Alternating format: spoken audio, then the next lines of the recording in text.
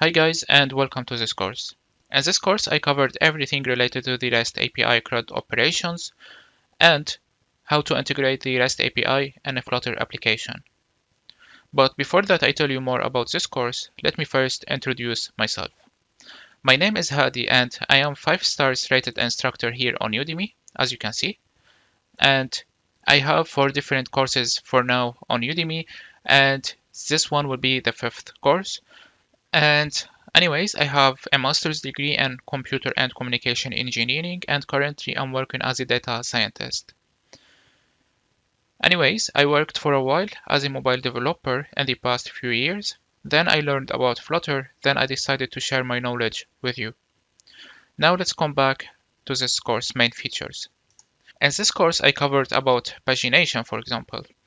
I covered about HTTP requests, error handling, sorting, searching, and shared preference, and about theming and many other features. In the next tutorial, I will show you how the app works, and you can see it by your own. And anyways, I strongly recommend you to go through the lecture's title, and you will understand if this course really suits you and if it has the information that you are looking for. Now let me tell you about this course requirements. This course is definitely not for beginners. I explained everything in details, but if you are new to programming, especially in Flutter, this course is not the right course for you at the moment. You should take a beginner course to get flexible with Flutter, then come back to this course. Okay, so this was all, and I'm extremely excited to welcome you to this course. And I hope that you enjoy it, and if you enjoy it, please leave a 5 stars rating because it will help other students to discover this course faster. In the next tutorial, I will demonstrate how our application works exactly. I'll see you there. Hi guys, and welcome back. In this tutorial, I will explain to you how our application works exactly. So once the user opens up the application for the first time, this screen will be the main screen. The user will be able to sort by 3 different variables. For example, he can get the results only related to popularity, as you can see. In here, these widgets related to the pagination. So if the user presses on the 2, it will get the second page, and he can control it by pressing the next and previous button, as you can see in here. And of course, he can still changing the sort by. The user also will be able to see the top trending or top headlines in news, as you can see with this swiper design. And if I come back to the all news, as you can see, we have this loading shimmer effect. Same for this one. And this is actually very good, and most of the popular applications now they use this way. Now, of course, I implemented searching using the REST API. So if the user press on this button, he will be able to search.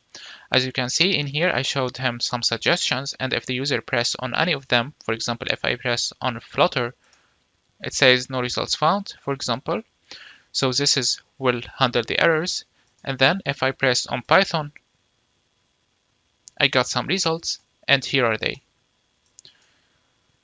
Now if I press on this button again, we will get back to the first state of this screen. The user will be able also to type anything he wants. Now let's go back, and if the user wants to see the news details, he can see it in a Webview or he can see it in the application. So I implemented in here this page in order to show the news details.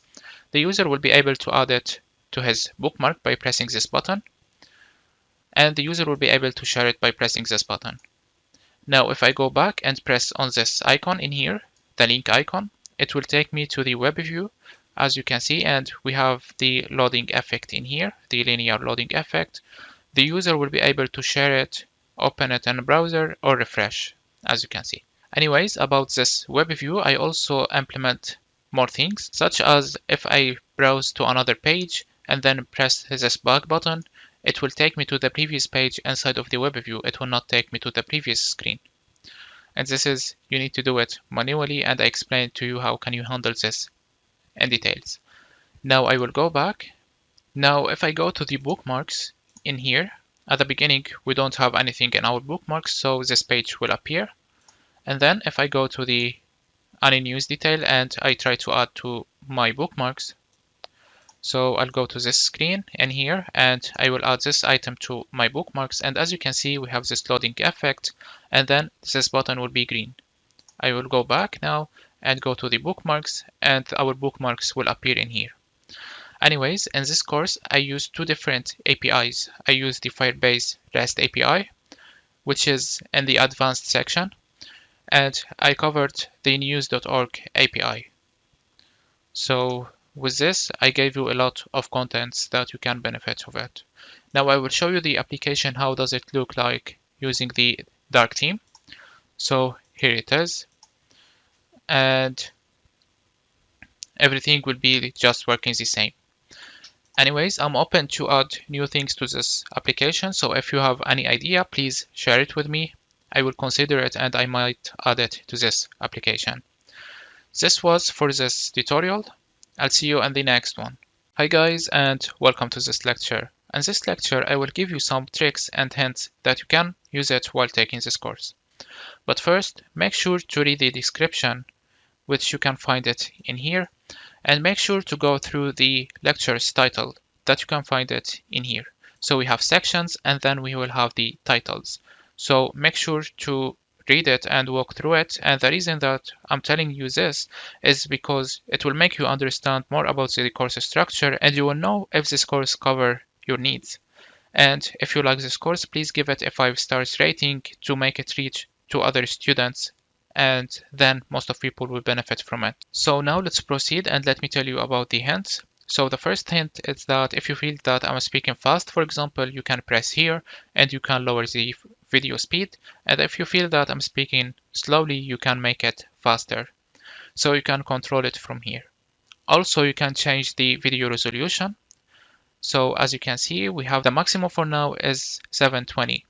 But later on, after a week from publishing this course, it will become 1080. I just need to contact the Udemy to unlock it for me.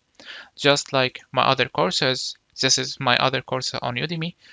So in here, as you can see, I unlocked the 1080, and I will do the same for this course. I know that most of you like to write the code with me or try to practice by their own, but if you do this way, please make sure to also check the resources attached to each lecture. So as you can see, I attached a resource almost to each lecture.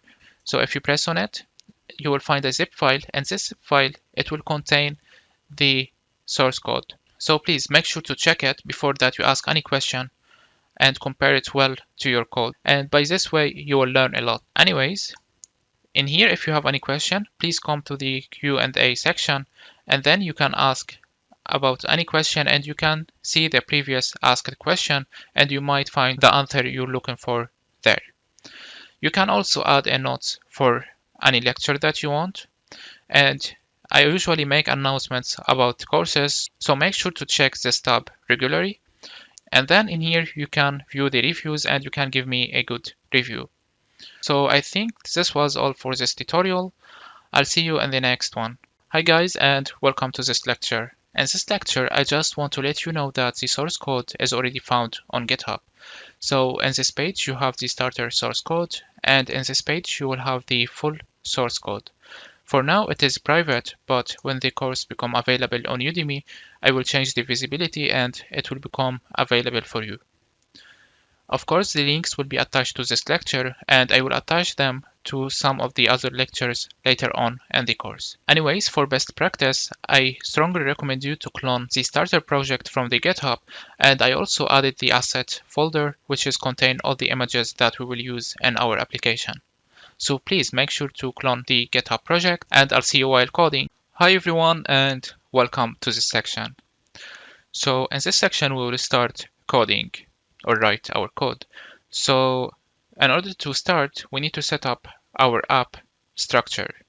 So in here, I did it already and I implemented the theming in it. And the reason why I already did this and I implemented the theming is that because I made a separated tutorial, and the tutorial is actually available on my YouTube channel, and here it is, and you will find the link attached to the resources.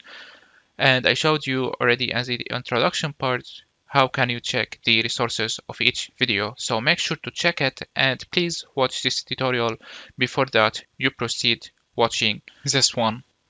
So here's the code of our project, and here's the starter project, okay? And it's now private, But of course, when I publish the course, it will be public and you will have access to it, and you can clone it and follow along with me. And of course, make sure to check the resources of each lecture you watch, because I will attach the source codes to the lectures. And I already said this in the introduction part. If you didn't watch it, please make sure to watch it. Do not skip anything. Okay, so I assume that you watched this tutorial. So now I will walk you through what I did in here. And as I said, it's actually the same code as the YouTube tutorial, but I will go fast on what I did in here to make sure that everything becomes clear for you. So first of all, in the pubspec.yaml file, I added these two different packages in here for the management, which is the provider and the shared preference. And I assume that you know what does these two packages mean, because I explained it in details in the YouTube tutorial. And for the provider, we will use it later on in the state management section. So if you still don't know what it is exactly, later on it will become clearer for you, so don't worry, we have a full section in this course about provider. And I already covered it also in my other courses related to e-commerce and the cross-city app. Okay, and I added another package in here. It's related to icons in order to add different icons and have multiple options to use the icons later on in the app. So I also added in here this asset folder, and inside of this asset folder we have this images folder, which is contain 5 different images that we will use it later on in our code.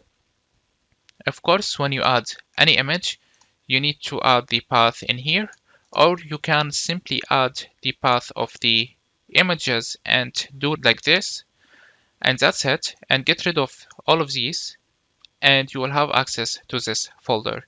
But for me, I will keep all of it and use it like this. Alright, so let's continue, and in here, now come to the services folder. In here, I explained this file in details in the YouTube tutorial, so I assume that you watched it. So in here, I set up the shared preference, and I'm saving the value of the theme, which will be a Boolean value, which will be true for dark and false for the light theme. Okay, so later on, we need to notify the application about the changes if the user change between the light and dark theme, and this is the role of the provider. So in here, basically what I'm doing is that I'm getting the value of the theme and I'm setting the value of the theme. Okay.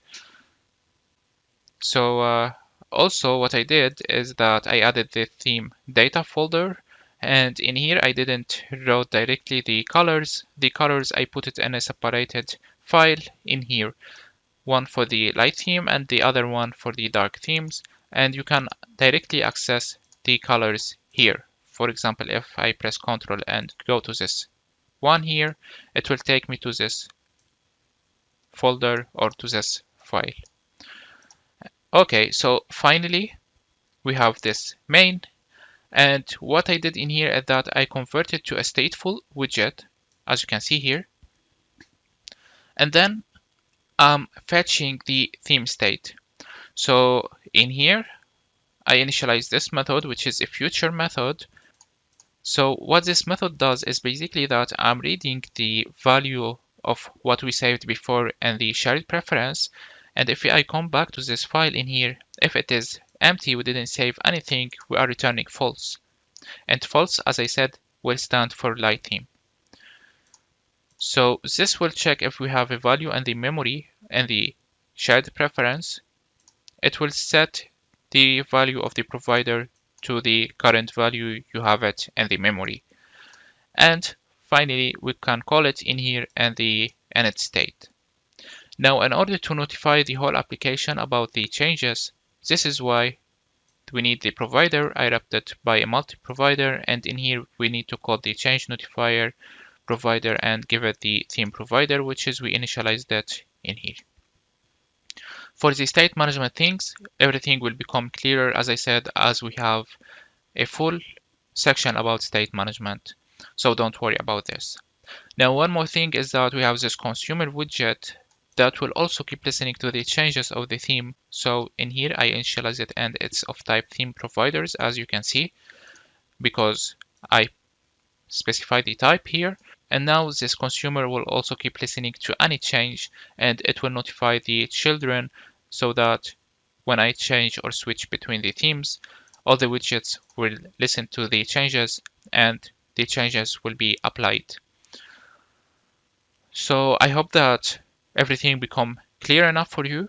So if you have any question, of course, feel free to ask me.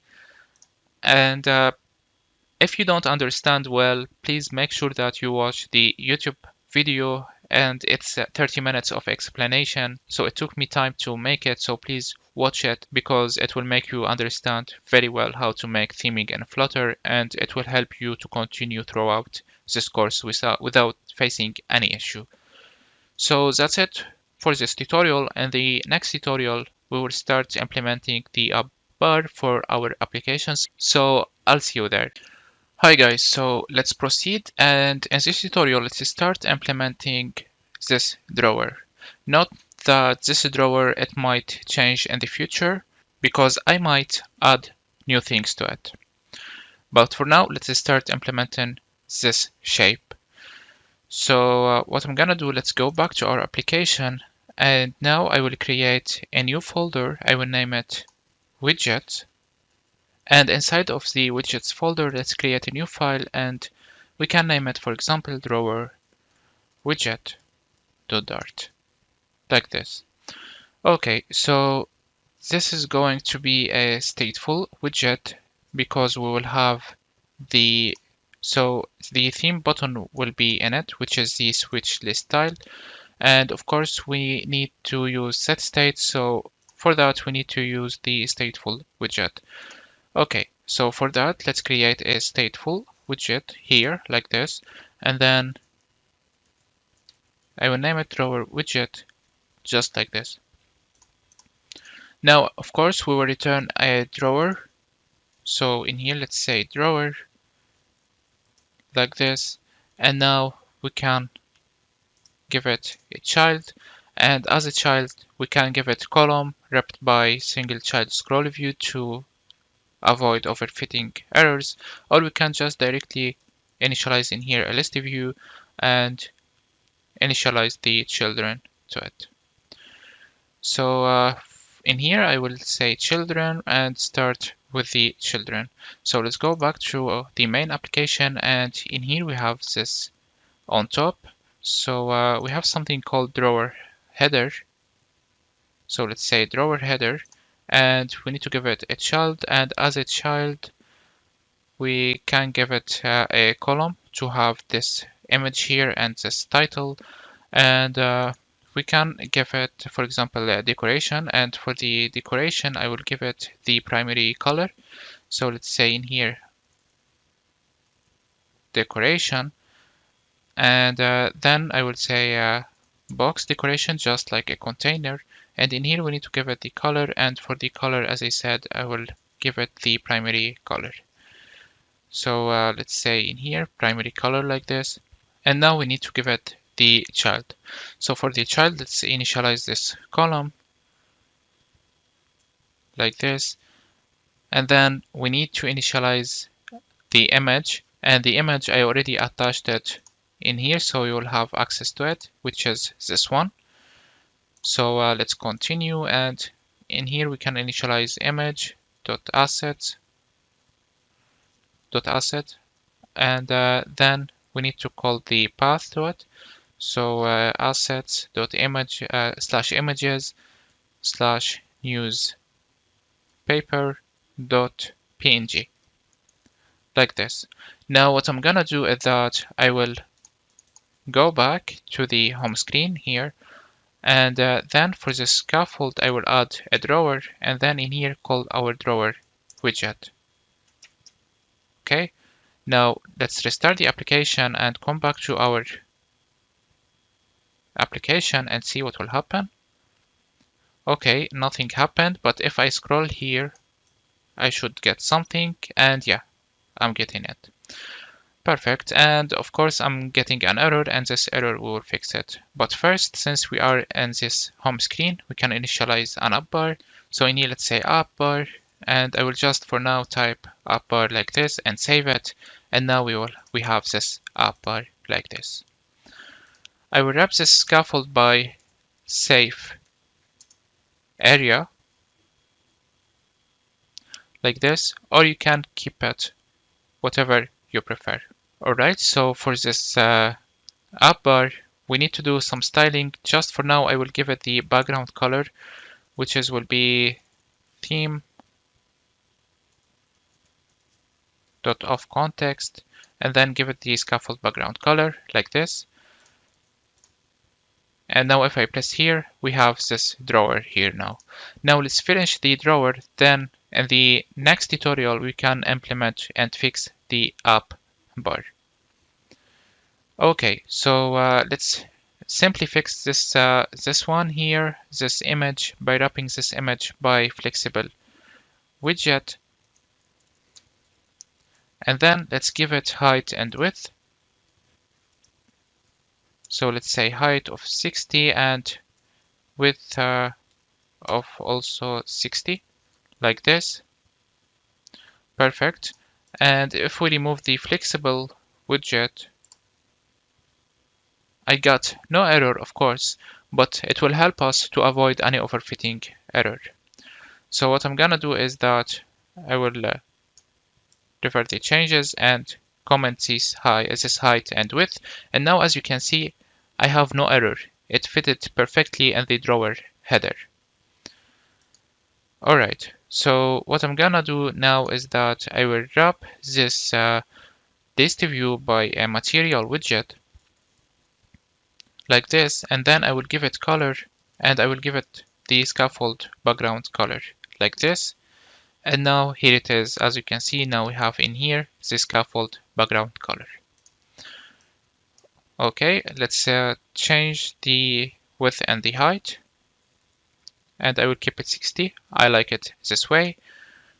And now we need to initialize the text below of this image. So below of this flexible widget, we can initialize another flexible widget also.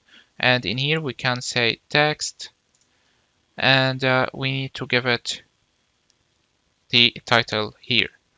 So our title will be news app like this, and now save it, and here it is.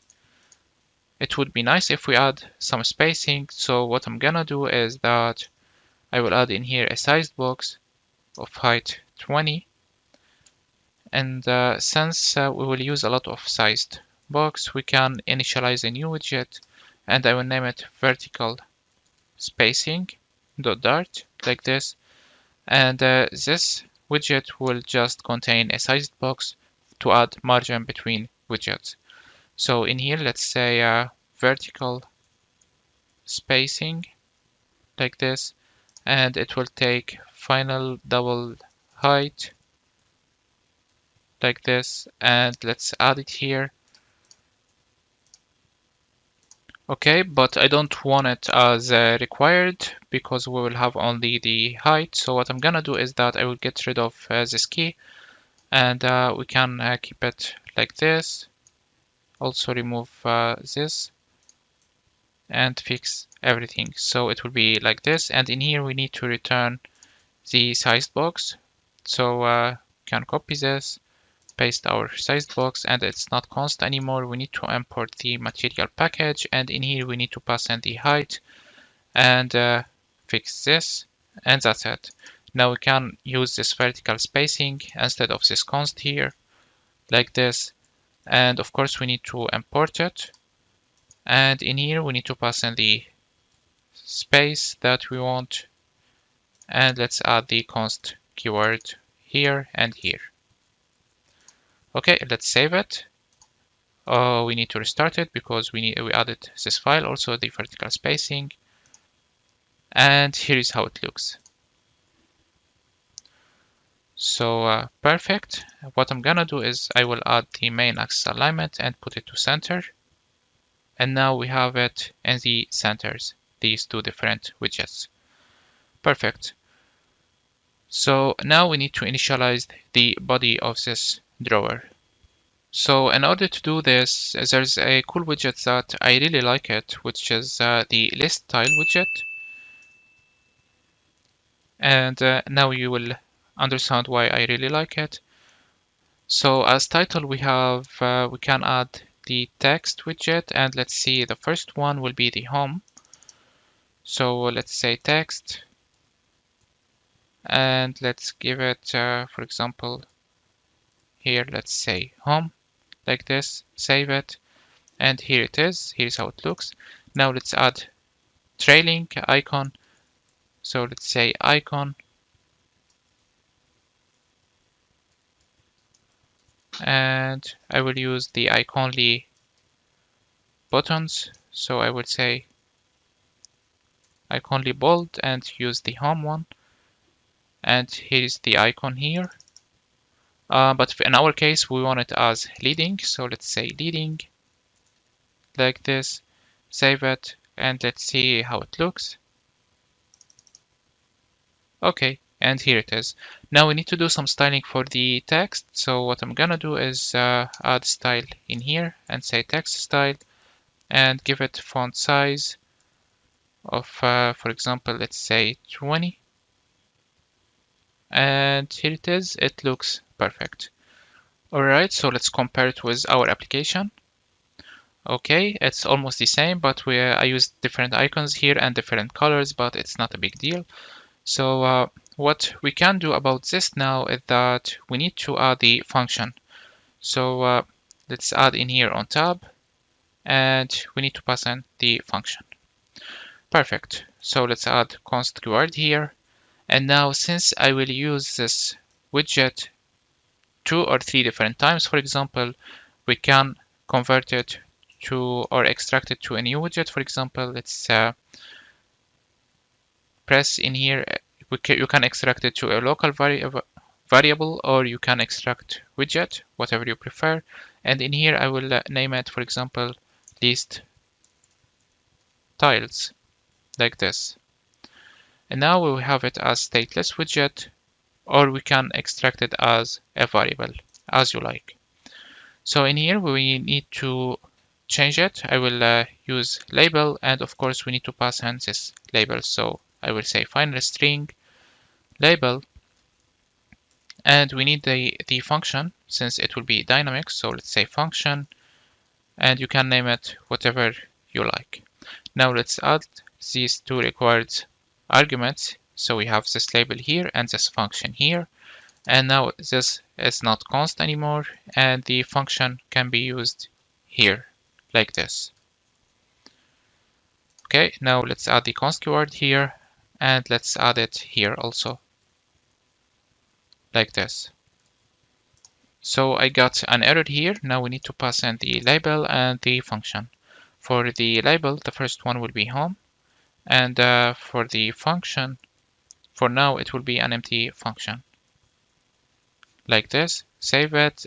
We got no changes. Now I will copy this, paste it like this, and now this one will be for the bookmarks.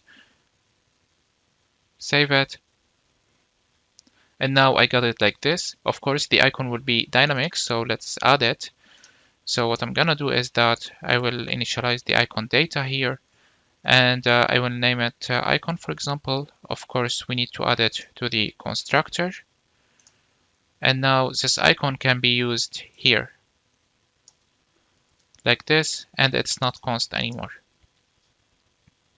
We need to pass it here, so I'm going to pass it here.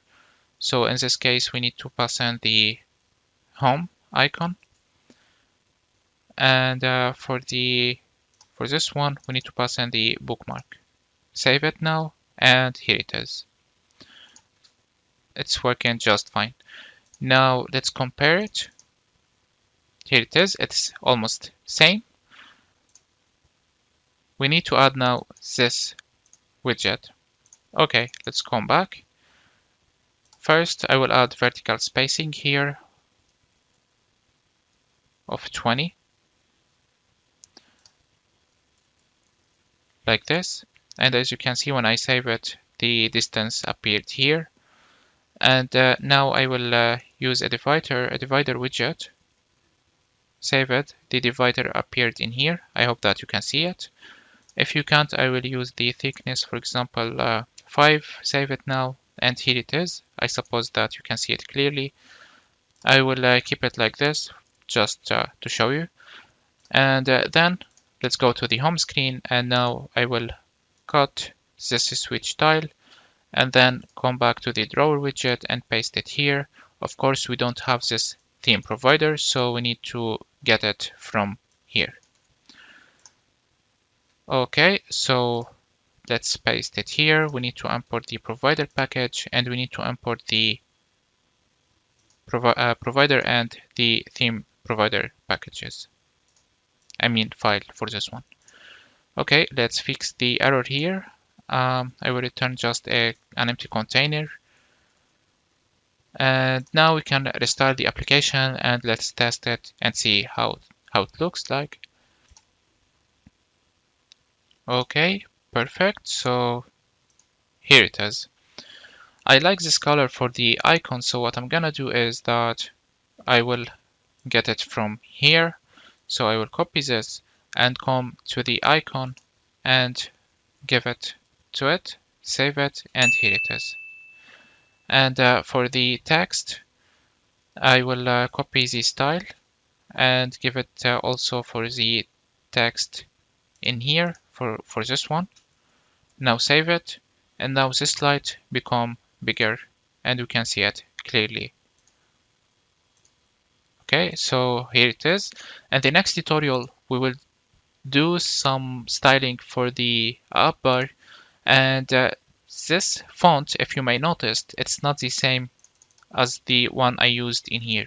I used different font in here, so we will do all of this in the next lecture. I'll see you there. Alright, so let's continue the work, and in this tutorial we will do a few things, such as fixing the style of this text and add it in here for the appbar. We need to fix also this icon color, and we need to add the icon button in here. So I'll show you the main application, and here's how it looks. And now we can start fixing everything. So in order to add the styling for the text, we need to use a new package. And for that, we need to go to the pub.dev and search for the Google fonts, and then go to this package. Of course, as usual, as I always recommend you, try to read the README to check if you need any requirements or anything. You need to be careful about this. And then go to the installing tab, and then we need to copy this or run this command in your terminal, and the package will be installed. Now go back to the pubspec.yaml file and paste your package in here. Then save your file or open the terminal, and in here you can type in flutter packages get. So this command. Hit enter and it will install the package for you. And as usual, cut the process and run the application again, and repeat this step every time you install a new package to make sure that everything is working perfectly. Okay, so I just realized, and the drawer widget for this one, we need to follow, it's better actually to follow the camel, as you can see, camel case types. So it would be better if we follow this convention. So I will name it in here list tiles, and so list tile widgets. I think it's great like this. And now let's continue the work, since we didn't get any error in here, as you can see. So we come to this news app text, and we can add in here style. And for the styling, we need to use the Google fonts now. So let's say in here Google fonts dot the font that I used is called Lobster, like this. And now I'm still getting an error because I have this const in here, so just remove it. And now if I save it, let's see. As you can see in here, it's it got changed. Okay, so I will comment it, save it again, and try to notice. Here it is. Now, if you want to do some styling to it and add, for example, font size, font weight, and so on, you can in here add the text style and then define the text style here like this. And for example, give it the font weight or font size. I will use 20, and there is something called letter spacing. I will use 0.6, save, and here it is. Now let's add the const keyword and copy this text and go now to the home screen. At the home screen, let's paste it as a title for the app bar like this. And of course, we need to import the package. So import it like this, save it, and here it is. But of course, you cannot see it clearly since it is black. So we need to fix this issue. So in order to fix this issue, we need to check whether the theme is dark. We need to use the white color, and if it is light, we need to use the dark color. So in order to fix this, of course, we need to use the theme provider. We already used it in here. So we need to do a check about the value if it's true. So if it's true, it means that it is black, but if it is false, it means that it is light. So in here, I will add a new line and I will show you what I mean. So we can get the theme, and if it's true, it means that the theme is dark. We need to use the light color, which is white. And if not, if it's light color, a light theme, we need to use the black color. So colors.black. But it's actually very annoying to keep writing this line of code every time I want to use this color. So it would be nice if we create a new file in order to manage this value in it. So I will create a new file in the services called utils.dart. And in this utils.dart, we can access the provider and do that check that we did it in here. Okay, so in here, let's say class utils, and then we need to access the build context since we need to access the provider. So in here, let's say build context like this, and we need to write the constructor like this. So later on, if we need to access any value, we need to initialize the constructor, then call the method that we need. So what I'm gonna do is actually I will define a Boolean getter in order to check or in order to get the theme. So in here, let's say color get. It's a getter, so I will name it get theme. And in our case, we need to call the provider. Of course, we need to import it. So provider and then of theme provider like this. And we need to pass in the context to it. And this theme provider, we need to import it. And it's already have been imported. Okay, perfect. And then we need to call get dark theme. And that's it. And actually, this is of type Boolean. Of course, it's not color like this. Now the error is gone. And now what I will do is that I will cut this line for the color from here and then come here and then now initialize a color getter, and I will name it get color. And instead of this checker or if in here, we can use the get theme. Okay, so if it is true, it means it is dark. So we can use the white color. Simple as that. Now we have access to this color, and we can go back to the home screen and we can use this utils in order to access the color. So what I'm gonna do is initialize the color in here and say utils dot get color, just like this. See how simple it is? Okay, now we have access to this color and we can simply add the color here like this, and now it's not const anymore, and that's it. Let's start the application and see. Perfect, it worked just fine. Now let's add center title and put it to true to assign this text into the center. And now we need to fix the color of this icon. So how can we do this? Is simply by setting the icon theme to change the color to white. So in here we need to call the icon theme data and then pass in the color and give it our color.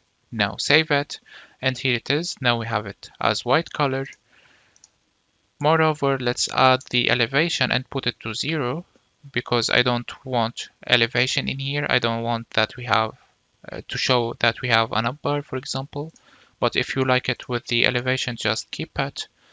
And then finally, we need to add the action button, which will be an icon button. And for the unpressed, it will be empty for now. And for the icon, it will be icons.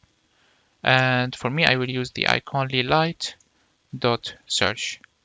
Anyways, for this package, you have the iconly light and iconly bold and iconly broken. You can use the 3 different icons. But as I said, for me, I like the iconly light. Now save it, and here it is. And everything is working perfectly for both themes.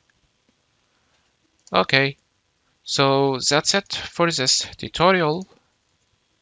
And the next tutorial, we will start implementing the header that you can see it in here, which is, they are tabs. So we will implement the tabs. And it's actually very easy to implement it. So I hope that you implement it by your own. Before that, you watch the next tutorial.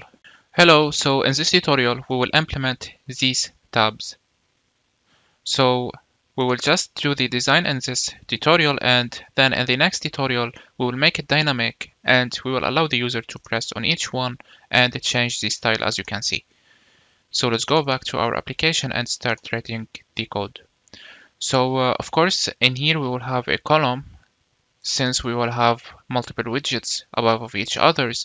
And for these 2 different tabs, we can use row. So for that, let's initialize a column in I'm working in the home screen, of course. So let's initialize in here a column. And inside of this column, the children will be, the first one will be a row. And the first thing I will use a text, for example. So let's say in here, all news, like this. Now save it, and we have it in here. It would be nice if we wrap this row by padding. So let's say in here, padding like this, and we can see it here now. And what I'm gonna do is that I will wrap this text by a container. Let's do some decoration for this container. So let's say decoration, and in here box decoration, and I want border to it, or we can just use the border radius. So I will use border radius, and I will use border radius of circular, and I will use value of 15. Okay, now you cannot see anything. Of course, we need to add the color. So for the color, I will use color, or we can use the card colors. So like this, and use .card color. So let's continue, and now when I save it, you can't see anything. So let's wrap this text by padding also. So let's say, so let's say wrap by padding here. And now here it is, it appeared in here. Now you can see the background is white in here. Okay, so let me add const keyword here, and let me add const keyword here also. Now, one more thing is that I want this one clickable. So we can wrap this container by gesture detector. And in here we can add on tab. And for now, I will keep it empty function. Now save it. Now to show you that it's working, I will just print something. So let's say all news in here. And I will save it and try again. And now in here, as you can see, it print all news. Perfect. So before that I finish this tutorial, let's do some styling for this text. So let's say in here, text style. And for the font size, I will use, for example, let's use 22. Now save it, and here it is. And we can add the color and more styling such as the font weight and so on. But for now I will just keep it like this. In the next tutorial we will make this one dynamic so that we can switch between tabs and just use one single code. It's just like we did in the drawer widget in here where we initialize this independent class.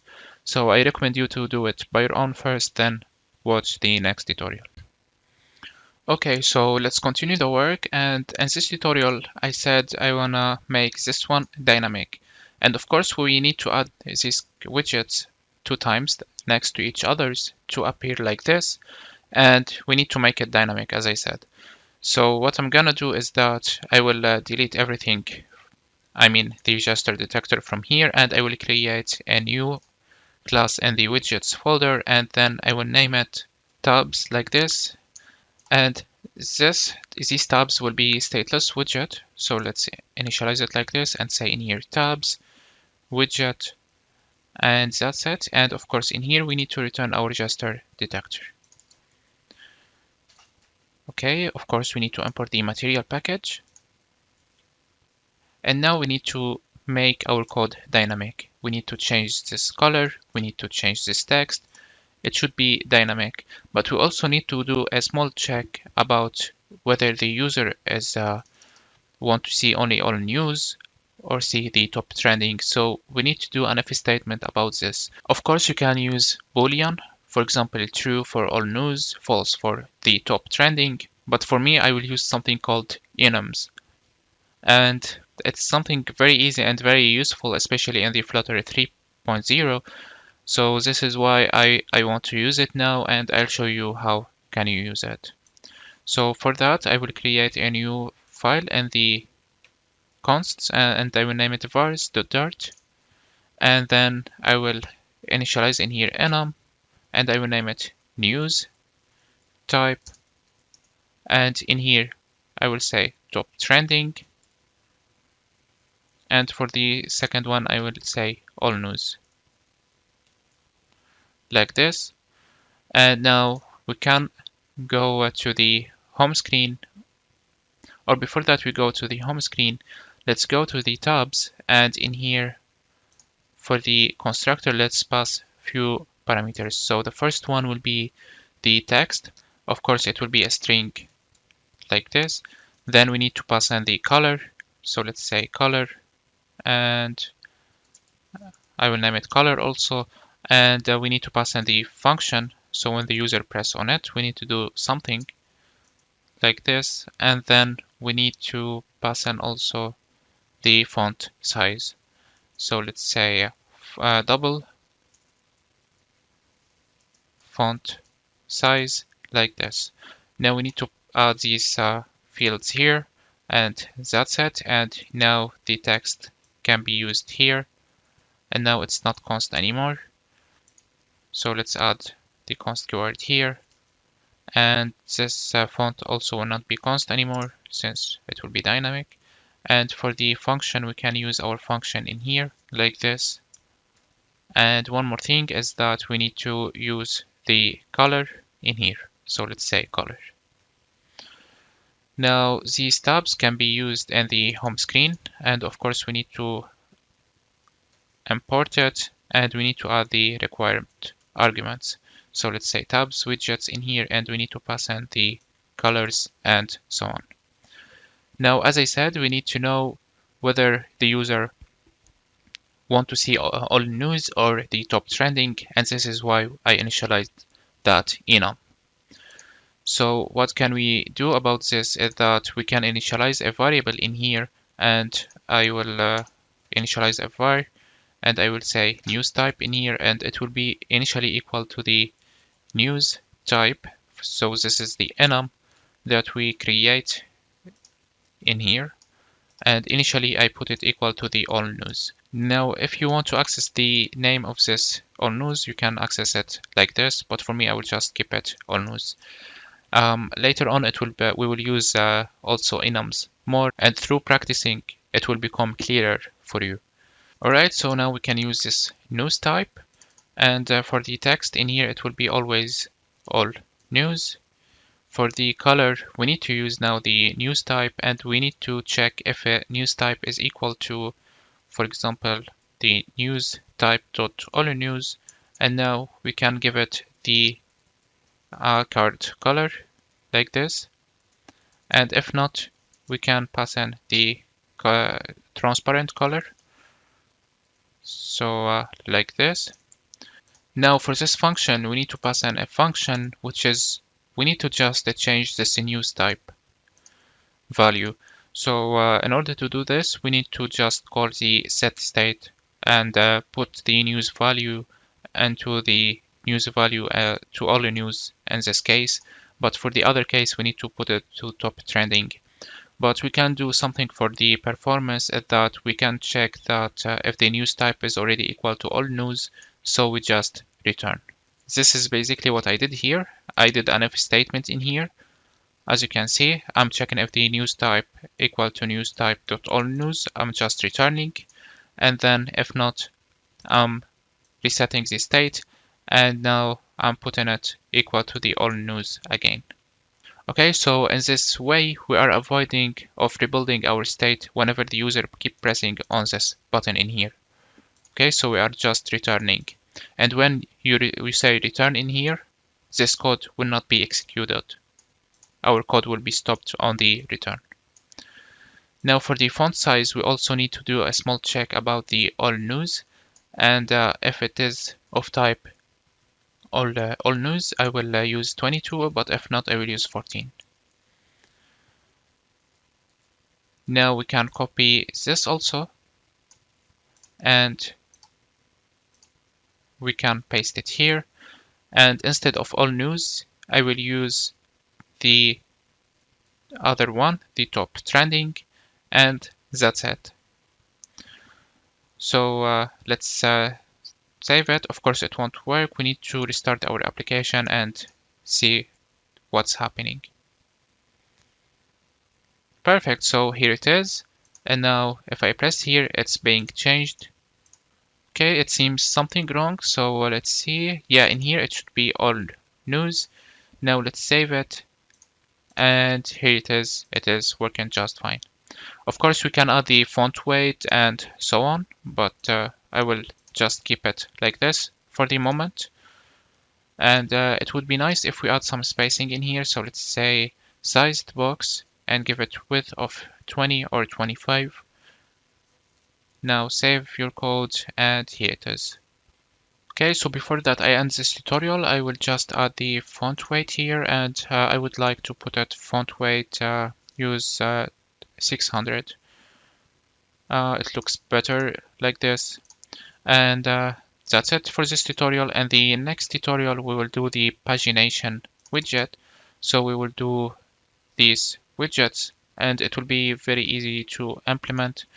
So I hope that you can try it by your own first, then watch the next tutorial. I'll see you there. Hello, so in this tutorial we'll start building the pagination widget, and for that, in this tutorial I will cover how to implement this button and this button, which is basically the same code. There's many ways in order to do it or do this design, but for me I will use the elevated button, which is the simplest thing that you can use. So what I'm gonna do is that below of the row that we initialized for the tabs, so let's do like this, and it should be here, or below of this padding here, we can now initialize a row, and let's say children, and now we can start writing our code for the elevated button. So it will be like this, and we need to change the child to text, and let's say in here previous like this, and that's it. Let's go back to our application and see it, and here it is. Here's how it looks. Okay, so now what can we do is that I will actually move this padding to the column. So I will remove this widget and then wrap this by padding like this, and let's check it now, and here it is. Now it would be nice if we add some spacing here, so let's say vertical spacing and give it the height, and I will use height of 10, like this. Okay, so now I will add some styling for the text, and this can be done easily by adding the style here, and then we can say elevated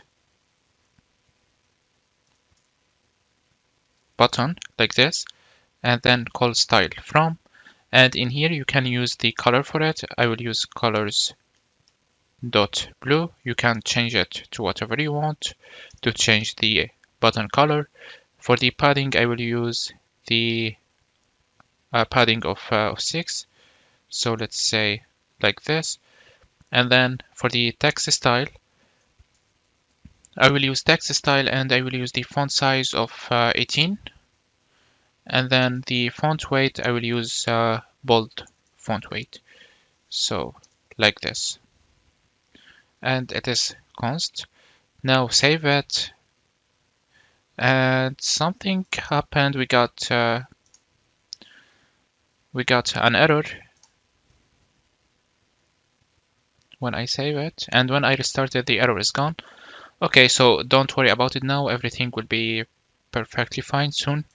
Now, what I will do is that I will cut this widget and then initialize a widget here, and then we can name it pagination buttons, like this. And now we return our widget like this, and then the text will be dynamic and the function will be dynamic. So we can add it like this.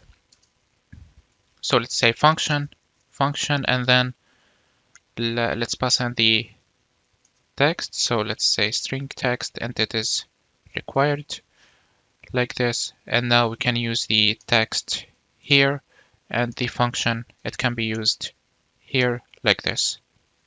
Now this pagination button can be used up and instead of the in here, I mean.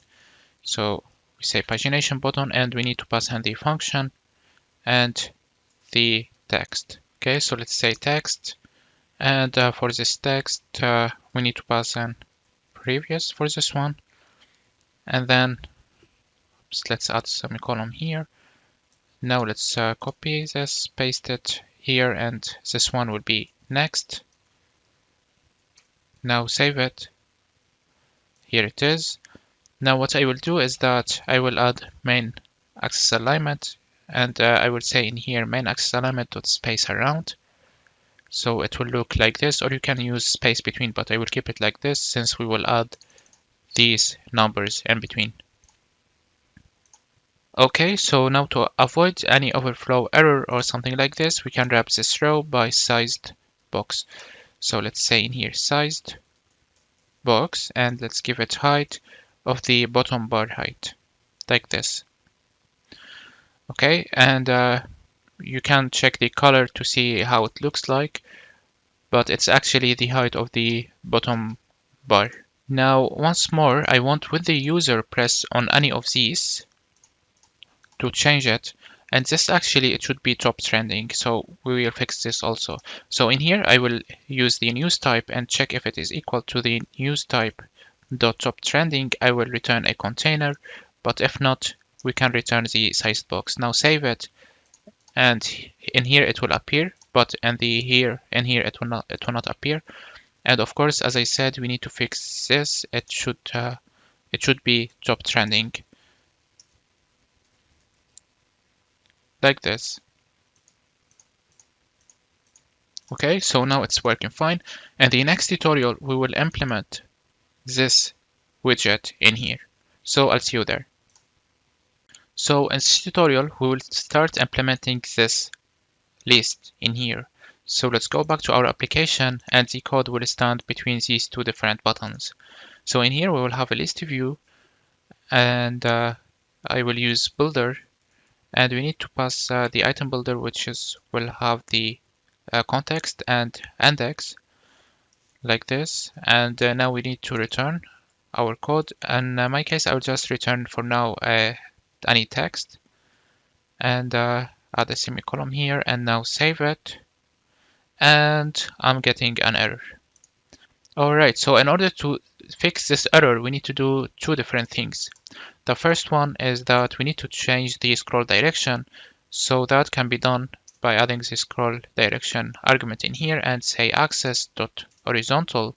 Now if I save it, the error will still here because it's taken infinite width inside of this row. So we need to wrap it by a widget in order to give it finite width. So this widget can be flexible, and here it is, it fixed it. Now this flexible widget, it helps us to avoid any overflow errors and inside of a row and inside of a column, for example. And if you, for example, you're just using the pagination buttons without using the list view builders, or if you use text field, for example, you can wrap it by flexible to avoid any overflow error. And in order to change the width of or height of each one, you can use the flex argument. Okay, and you can give it any integer value. Okay, in my case, I will give it value of 2. And now save and restart the application to make sure that it's working correctly. And yeah, it is working just fine. Now we're good to go and we can start writing the style for this text. For this text, the first thing I wanna do is that I will wrap it by a center widget to put it in the center. Here it is. And I want to show you something is that by wrapping this list view by container, and I will give it color for example yellow. Here it is. I will keep it like this. And now since I added the center, we have this text and the center of it. Now what I will do is that I will also wrap it by some padding like this. Later on it will not be const here, but I just added to avoid these lines. And now we can wrap this center by a container and give it a color. For example, we can use the card color like this. And now it's being a little bit different. It's because we need to add some padding to it. But before that, we add the padding. Let's add the equal widget so we allow the user to press on these texts. And in here, let's give it the on tab. And it's going to be an empty function for now. And then we can wrap it by padding also. Now save it, and here it is. Here's how it looks, and it's scrollable, as you can see. Now if I go back here, here it is, and here's how it looks. And if I press on this 3, as you can see, it's the color got changed on 3, and these numbers are pressable, and this is why I added this equal in here. Okay, so what I'm going to do now is that I will remove this container like this, and now save it, and here's how it looks. And the next tutorial, we will allow the user to press on each one and to change the color, and we will allow the user to use these navigation buttons. So I'll see you there. So as this tutorial, let's finalize this list and build the functions for each of these two different buttons.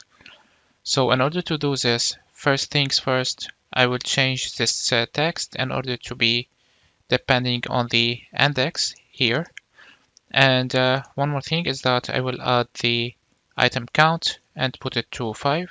And then for the text, it will be something like this. And we need to pass in the index, and it will be +1. And now it's not const anymore. We can add the const keyword here now. Like this. Now save it. And here it is. We have now 5 different items. Now I want to do something is that when I press here, for example, I want to show the splash color.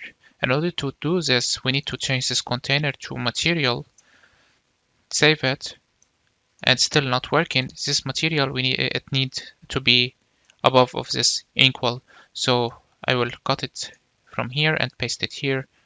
And now save it, try it again, and here it is, it's working fine. Okay, I didn't do it in the last tutorial just to show you this difference now.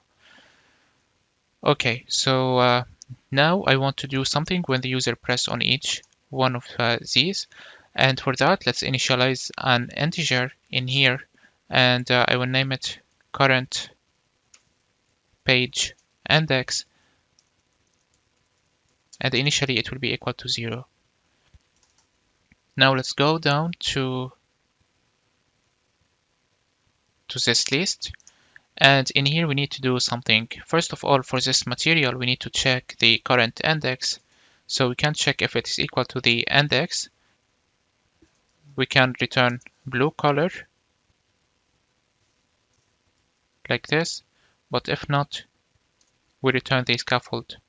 Okay, now as you can see, the first item in this list is colored by blue because the current page index is equal to 0, and the first index will be 0, so this if statement is correct, so this is why this color in here is blue. Now let's add the function here. Let's call setState, and now we can set the current page index equal to the index like this. Now save it, and now press on 3, for example. Here it is working now. Now let's do the function for the previous one, and I will move it like this. And for this function, we need to call the setState, and we can call the current index and put it just reduce 1 from it. Now save it and press here. As you can notice, it is a bug. So we need to fix this. We need to do an if statement. If the current index is equal to 0, we need to disable this function. Okay, we cannot show a page and the minus, for example. We need to stop at the first index. So in here, simply as we did before, we can do a small check about the current page index. If it's equal to 0, we can just return like this. But if not, this code will be executed. Now restart the application and test it. Okay, press here. As you can see, it's working. Here it is, it's working just fine. Now we can implement the function for the next. And for the next, it will be the same thing. So just like we did for the previous one, we can't copy it.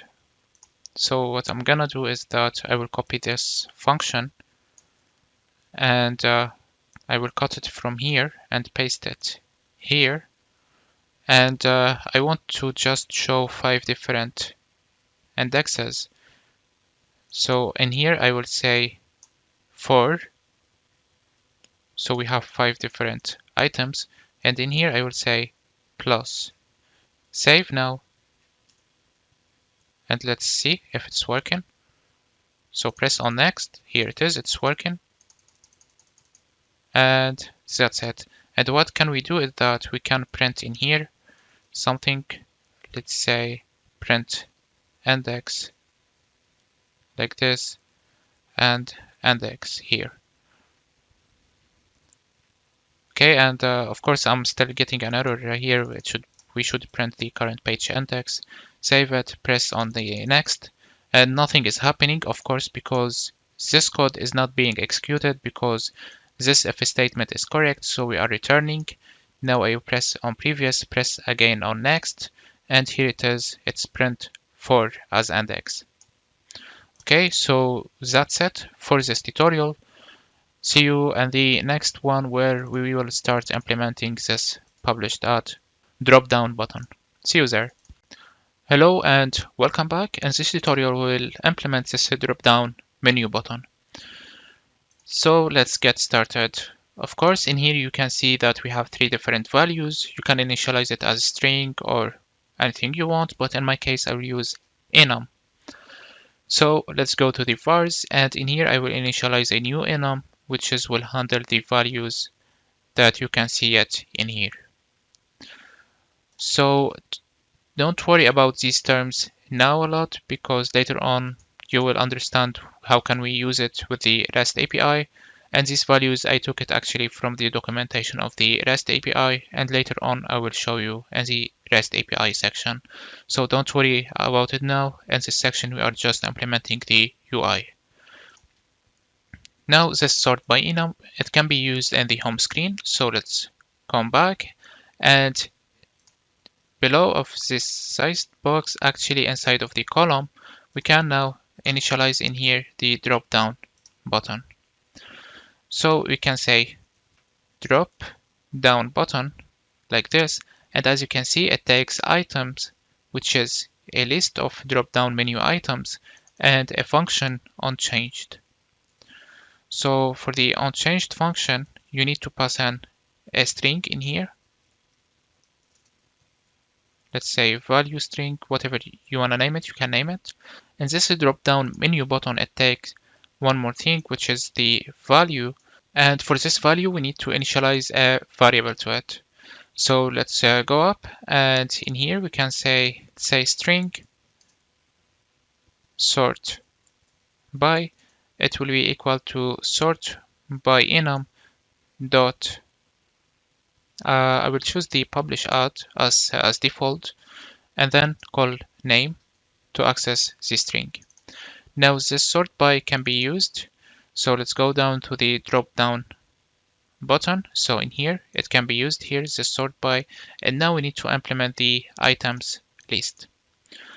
So for this item list, we can write it here, or we can just create a getter in here for simplicity. So what I'm gonna do is that I will create a list of type, let's say drop down menu item type like this, and then of type string in here like this, and then get, because it's a getter, I will say in here drop down items like this. In here we need to return something, and what can we do is that we can initialize something in here, and I will name it menu items like this, and we need to set it up. In here we can return the menu items like this, and it would be better if we specify the type, so you can copy it from here and paste it here in order to avoid any kind of errors. Now in here we need to initialize the drop down menu items, and as you can see, it takes a child. The child will be a text that will take the sort by enum, and now we can use the popularity or relevancy or publish dot. We need to use all of them. The first one I will use is the relevancy, and in here you need to call dot name to use it as a string like this. And one more thing, we need to add the value to it. So for the value, I will use also the same like this. And now we need to use this one also for the popularity and publish dot. So for this one, I will use publish dot, and for this one, I will use popularity. And now this drop down items, it can be used directly in here. Okay, so restart the application and come back, and let's see how it looks. Perfect, so here it is. Now we need to do some styling to it and assign it to the right. And in order to do this, we can just wrap it by align widget in order to align it to the right. So in here we say alignment dot top right, save it, and here it is. Now what can we do also is that we can wrap it by material or a container to give it the color. So let's do like this and give it color of the card color like this. Okay, and now one more thing is that I will wrap it by some padding because it will be nicer, but it looks very big. It would be nice if we use the symmetric one and use the horizontal and give it value of 10. Now save it, and here it is. Now one more thing is that I want to add some vertical spacing, and I will use value of 10. Okay, here it is. And now when the top trending is available, but I wanna show it only in the all news, and can be done easily. So what can we do is that we can check the news type and check if it is equal to the news type dot top trending, and if this is the case, we return a container. Now save it and try again, and here it is working just fine. In the next tutorial, we'll start implementing this list. Okay, so I'll see you there. Hi everyone, and welcome back. In this tutorial, we will implement this list view and the design for it. Now I know that this design might be looking hard for you, but don't worry, I will explain the code in details and it will be easy for you to implement it later on. And of course, the code, you will find it attached to this lecture. So let's get started. So what I will start with is that I will write the code for the list view, and the code will stand inside of the column and the home screen. So I am now in the home screen, and the code, it will be inside of our column, of our main column. So inside of this column in here, and we go down here and we can start writing the code now. So I will initialize list view.builder. We need to give it the item builder, and in here we need to pass in as usual the context and the index, and you can directly pass it directly like this. And now we need to return something, and in my case I will return a text, and I'll keep it like this for now, and I will give it item count of 20 for example for now. Now save it, and I'm getting an error. Now this error, we saw it before. It is the same error that we got in here for this pagination widget.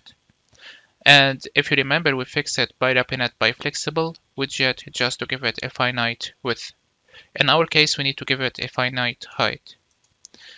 So we can wrap it now by an expanded widget, which is very similar to the flexible widget. So now save it, and the error is gone. And now we have these data texts in here. Now if I restart it to clear the console, as you can see, I have no single error. Okay, so now we need to start building the UI that you can see it in here. And of course, it would be nice if we write the UI in a separated file. So for that, I will create a new file and I will name it articles widget.dart. And now it's going to be a stateless widget, and I will name it articles widget like this. And now we need to return something. I will return a container, and I will give it card color. So let's say color, and we need to give it the theme, and it's not available yet. We need to import the material package. So let's say theme.of_context like this, and then call the card color like this. Now I will use this widget in the home screen instead of this text. Of course, we need to import it. And that's it. And now restart the application and see what will happen. Okay, so here it is. Now we have nothing. The text disappeared. What I'm gonna do is that I will give it a padding and margin of value 10. So I'll paste it here like this. Now save it, and as you can see, we have it in here. Okay, so if I change the padding value now, you can see it better. So I will put it, for example, 100, and here it is. Now you can see it better. Okay, so I'll keep it 10 in our case. For those who doesn't know what margin mean exactly, it's similar to when we wrap it by padding. But I don't want to wrap it by padding, I just added margin directly in here. Alright, so let's continue.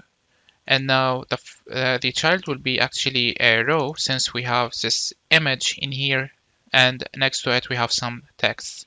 So let's initialize a row, and then let's give it children, and the first child will be the image.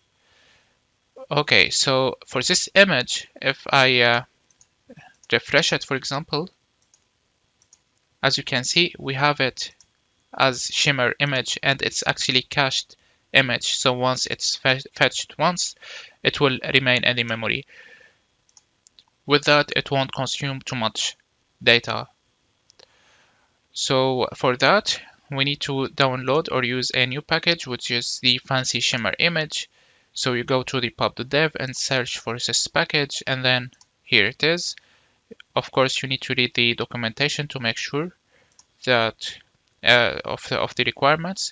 And now you need to copy this as usual, come back to the pubspec.yaml file and paste your code in here and save your file, or as usual you can run the Flutter packages get like this and run it now, and it should be working fine. Now I will copy this and I will go back to our code, and then let's go to the home screen, to the article widget, and I'll paste it in here. I'll get rid of these. Okay, and now we have access to this fancy Shimmer image. Anyways, if you want to use it correctly, of course we need to cut the process and run the application again to make sure that everything's still running well. Okay, so in here, let's initialize the fancy Shimmer image, and we need to pass in the image URL. It always takes an image URL, it doesn't take an asset image. So the image that I will use this one. I just took it from this picture here. So let's go back, and now in our code, let's paste this URL here like this. And this fancy image, we need to give it some width and height. So this can be done by giving the height attribute and the width attribute like this. And one more thing, I want to use it the box fit, and the box fit I want to say dot fill to fill the whole width and height for the given width and height for this image. Okay, so initially I will put it equal to 60. Now save, and let's see what will happen. And here it is. As you can see, you saw that Shimmer effect, and then you can see now this image.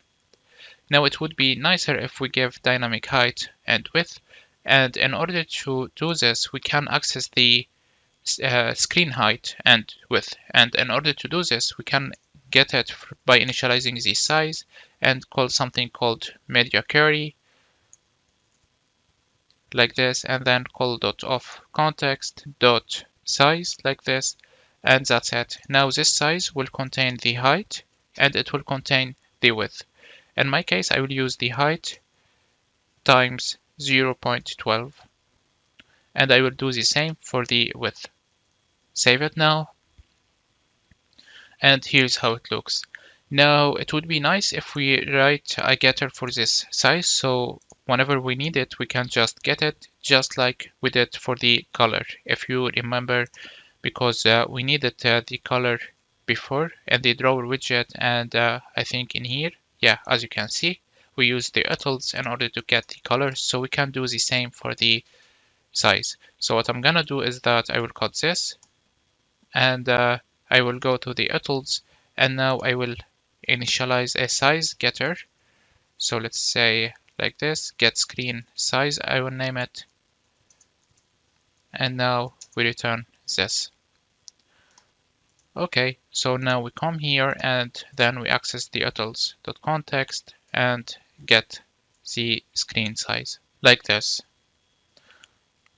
Alright, now it would be nice if we give it some rounded corner, and in order to do this, we can wrap it by something called clip rect like this, and we can pass in the border radius. I will use border radius .circular 10. Okay, so just like this. Now save it, and yeah, we need to restart it in order to make it work because we initialized the utils class. And here it is now with these rounded corners. It looks way more better. Alright, so before that I start writing the code for the text, let's implement what we see in here and what I see in here, these edges. So in order to do this, we need a stack to put multiple widgets above of each others. And how can we do this is actually by wrapping this container by the new widget, which will be a stack. So let's wrap it by a column first, then change this name to stack. And now we can start writing the code in order to show the edges. And in order to show the edges, it's actually a container that is hidden behind of this container. And since we initialized some margin, it will appear in here. So when I write the code, it will become clearer for you. So let's initialize the container. I will give it height of 60 and also width of 60. And now for the color, I will use the secondary color. Okay, so just like this. Now let's save it. And as you can see, here it is. Perfect. So now we want another one that it will be here. So what I'm gonna do is that I will copy this widget again and paste it. And then I will wrap this container by a new widget which is called positioned, and this will allow us to change the position of this container inside of the stack. So what I'm gonna say is right equal to 0, save it, and now it appeared in here, but we want it in the bottom, so we can simply say bottom equal to 0 also, and here it is. Now if it's not clear enough for you what happened, what I'm gonna do is that I will change this color to, for example, transparent, and here it is. Now we have this container that appears in this way. So I will revert the changes, and here it is. Now if we compare it, in here we have it filled. So in order to fill this, it's actually very simple. We can wrap this stack by material widget. So let's say wrap it by any widget and then say material widget. And for the color, we need to color the we need to give it the color of the card color. So let's say color equal to this, and now save it, and that's it. Okay, so actually we want this one pressable, and in order to do this, we need to wrap this material by equal, or we can wrap this tag directly by equal. Let's give it in here on tab, and like this. Alright, so now it looks like this. Now we need to do some padding between these widgets, and in order to do this, we can wrap this material by padding and save it now, and that's it. Okay, so I think now this tutorial become quite long, so I will cut it here and continue in the next session where we will implement the text and the link button. So I'll see you there. Okay, so now let's start making the text. So let's go through the main app. So in here we have this title, and we have this reading time, then we have this date, and finally this icon button. So let's just start doing it, and in order to do it, of course we need a column, and the column will be next to this widget, which is the fancy Shimmer image. So next to it, we need to initialize the column and start writing the code for the text. So of course the first thing will be a text in here, and it will handle the title, and of course we need to do some styling, but for now I will save it. Let's see how it looks. And what I'm gonna do is that I will wrap this column by expanded widget to avoid any overfitting error. So let's say expanded in here, save it, and it's working just fine. And for this column, it would be nice if we can use the main axis alignment and put it to the start, and same for the cross axis alignment and put it to the start, like this. And now what I'm gonna do is that I will add some sized box in here, I mean some spacing, and the width will be of 10, for example. Let's see it, and here it is. Now of course we need some styling for this text in here. So let's say style, and the text style, we will use it in many different places. So what I'm gonna do is that I will initialize it as a variable, so we can initialize it in the vars in here, And how can we do it is by initializing a text style, and I will say in here title, or we can name it small text style, and it will be equal to Google Fonts, and I will use actually this Montserrat font, and the font size it will be 15. Okay, here it is. Now this one, it can be used for the style in here. Okay, of course we need to import the vars, and now restart the application and let's see how it looks. Okay, so here is how it looks. It's a little bit different. What I'm gonna do is that I will multiply it times 10 in order to appear like this. Okay, so now let's continue and start making the text for this less than a minute. Alright, so what I'm gonna do actually is to define a text in here, and we will name it reading time, because this less than a minute, it's actually dynamic, it's not static. We will do a check about the words, and we will count the amount and check how much time the user will take in order to read it. So let's continue in here, and let's say style, and we need to give it the small text style, and in here let's add this icon and save it now, and here it is. Now it would be good if we add some vertical spacing, so let's say in here vertical spacing and give it a value of 5, for example. Let's add the const keyword and save it, and here it is. Now we need to align it to the right, so grab it by the align widget and say alignment dot top right. Here it is. Now we assign it to the right, simple as that. And now we need to add the button in here and the text next to it.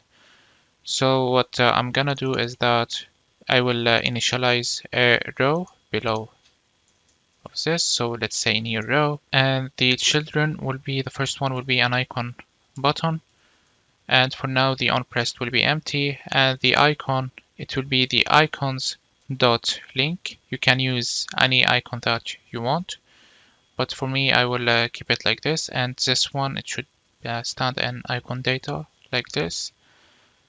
We can wrap it by a const, add the const keyword to it, and now save it. Let's see how it is. It looks like this. Now we can add the color to it, and let's give it the blue color. Okay, so here it is. And now one more thing is that I can copy this also and paste it for the date. So let's add semicolon here and semicolon here, format our code, and I will paste this one here and say the date will be here. So I will give any date. So let's say like this, and now I will save it. And okay, so I got this error when I save it, and this error, it can be fixed by wrapping the row by a fitted box. So in here, let's say fitted box and save it now. And now it is working fine. And of course, it won't be this amount, so I will just multiply it by 2 and test it. And here it is. It looks very good. Okay, so the date length, it won't be bigger than this. So this is why I want it always on one line. So we can say in here maximum line equal to 1. And I don't want to add overflow to it. So I'll just keep it like this. Now what I will do more for the text, for this text, I will say times 100, save it. And now it will look like this if we have a very huge title, and this is actually annoying. So what I'm gonna do is that I will add the max lines, and I will put it to 2, for example, and then I will say the text overflow. So we can say overflow in here, and then say text overflow, and I will use the ellipses. Now save it, and if you can see here, now we have these 3 dots. And these 3 dots are coming because we have overflow of this title. Of course, this title, we can show it later on and the details of this news. Now, one more thing is that I want to show this text more clearly and visible for the user, and this can be done by using the text align, and we can use the text align dot justify. And this justify is similar to what we do in Word in order to justify the text in order to be more readable for the user. So this is why I'm using it in here. Okay, so the app looks perfect now. And the next tutorial, we will start implementing the other widgets. So I'll see you there. Hello and welcome back. In this tutorial, we will build the loading widgets when it's being loaded. I mean, when the screen is being loaded, we are showing some effect in here. I will go to the top trending, then come back. And as you can see in here, it appeared a little bit that we have some loading effect. I will use the dark theme. And here it is. I will go to the top trending, then come back, and as you can see it in here. So in this tutorial, we will build it. So what I'm gonna do is that I will go to the article widget, I will copy everything, then create a new file in the widgets, and I will name it loading widget. And of course, I should add .dart like this. And now paste our code, which is the article widget, and let's name it loading widget. Okay, so now we need to edit the code a little bit, and in order to get started, first of all, we don't need this gesture detector, so I will just remove it. And let's go down a little bit. We don't need this fancy Shimmer image. Instead, what I will do is that I will use a container in here. So let's say container, or we can use a sized box. So we can change this to sized box. All right, let's continue. And instead of this text, now we can use a container. All right, so let's say in here a container, and then we need to do some decoration for this container, such as giving it the color and the border radius. So let's say box decoration, and we need to give it the border radius. Now the border radius, we will use it in many different places. So what I'm gonna do is that I will initialize a variable in here like this, and now what I will do is that I will convert this to a stateful widget like this, and now this border radius, it can be used in here like this, and we need to add the color for it. And for the color, I will give it the red color for now. Of course, it will be different later on. What I'm gonna do now is that I will copy the name of the loading widget and go to the home screen and paste it here. Of course, we need to import it, then come back to our application, and now restart the application, and let's see what's happening. Okay, so here's how it looks. Great. Now let's continue the work, and in here nothing appeared. It's because we need to give it height and width. So for the height, I will give it height of a times 0.08. So let's say in here size.height times 0.08, and for the width, I will give it maximum width like this. Now save it, and it appear like this. All right, now we need to continue the same work and do it for this one and for this one. All right, so I can copy this container now, and instead of this text, I can paste this container, and for the width, I can give it, for example, the width times 0.4. Let's see how it looks like. Here it is. But for the height, it's quite big. I will use 2 in here, and let's see. Here it is. It's better. I can use 3. And for this one, maybe we can use 6. Okay. And I'll keep it like this. And now for this one, I will copy it again. And then I will paste it for the date text in here. Oops, like this. And one more thing, for this icon button, we can create a container and wrap it by clip oval. So in here, let's say So instead of this one, I will delete it, and then we can create a container, and then this container can give it height of 25 and width of also 25, and then the color I will give it red color for now, like this. And then to give it the shape circle, we can give it decoration, or we can just wrap it by a clip oval, and that's it. So let's say in here clip oval, and will give it the circular shape as you can see in here. If I remove this widget, we will not have this circle in here. It will be like this, as you can see. So I'll keep it like this, and of course we need to add some spacing between each. So let's say in here, let's give it value of 5. Okay, so that's it. Now let's add the const keyword here. And for the image in here, we need to do also something. So instead of this sized box, we need to use the container. And let's give it color. And let's say color. And I will use the red also, save it. And here's how it looks. Now, in order to add the effects, we need to use a new package, and this package is the Shimmer package. So we go to the pub.dev and search for Shimmer, and here it is. And you need to read the description and go to the installing tab, then copy this and come back to your code and paste it in the pubspec.yaml file.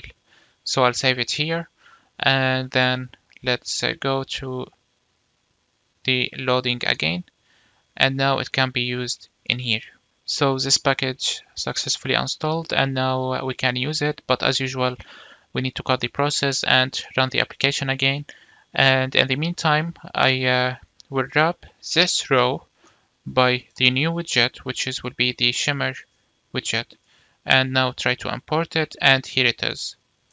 Of course, this Shimmer widget, we need to give it the colors. So we need to give it the base color and so on.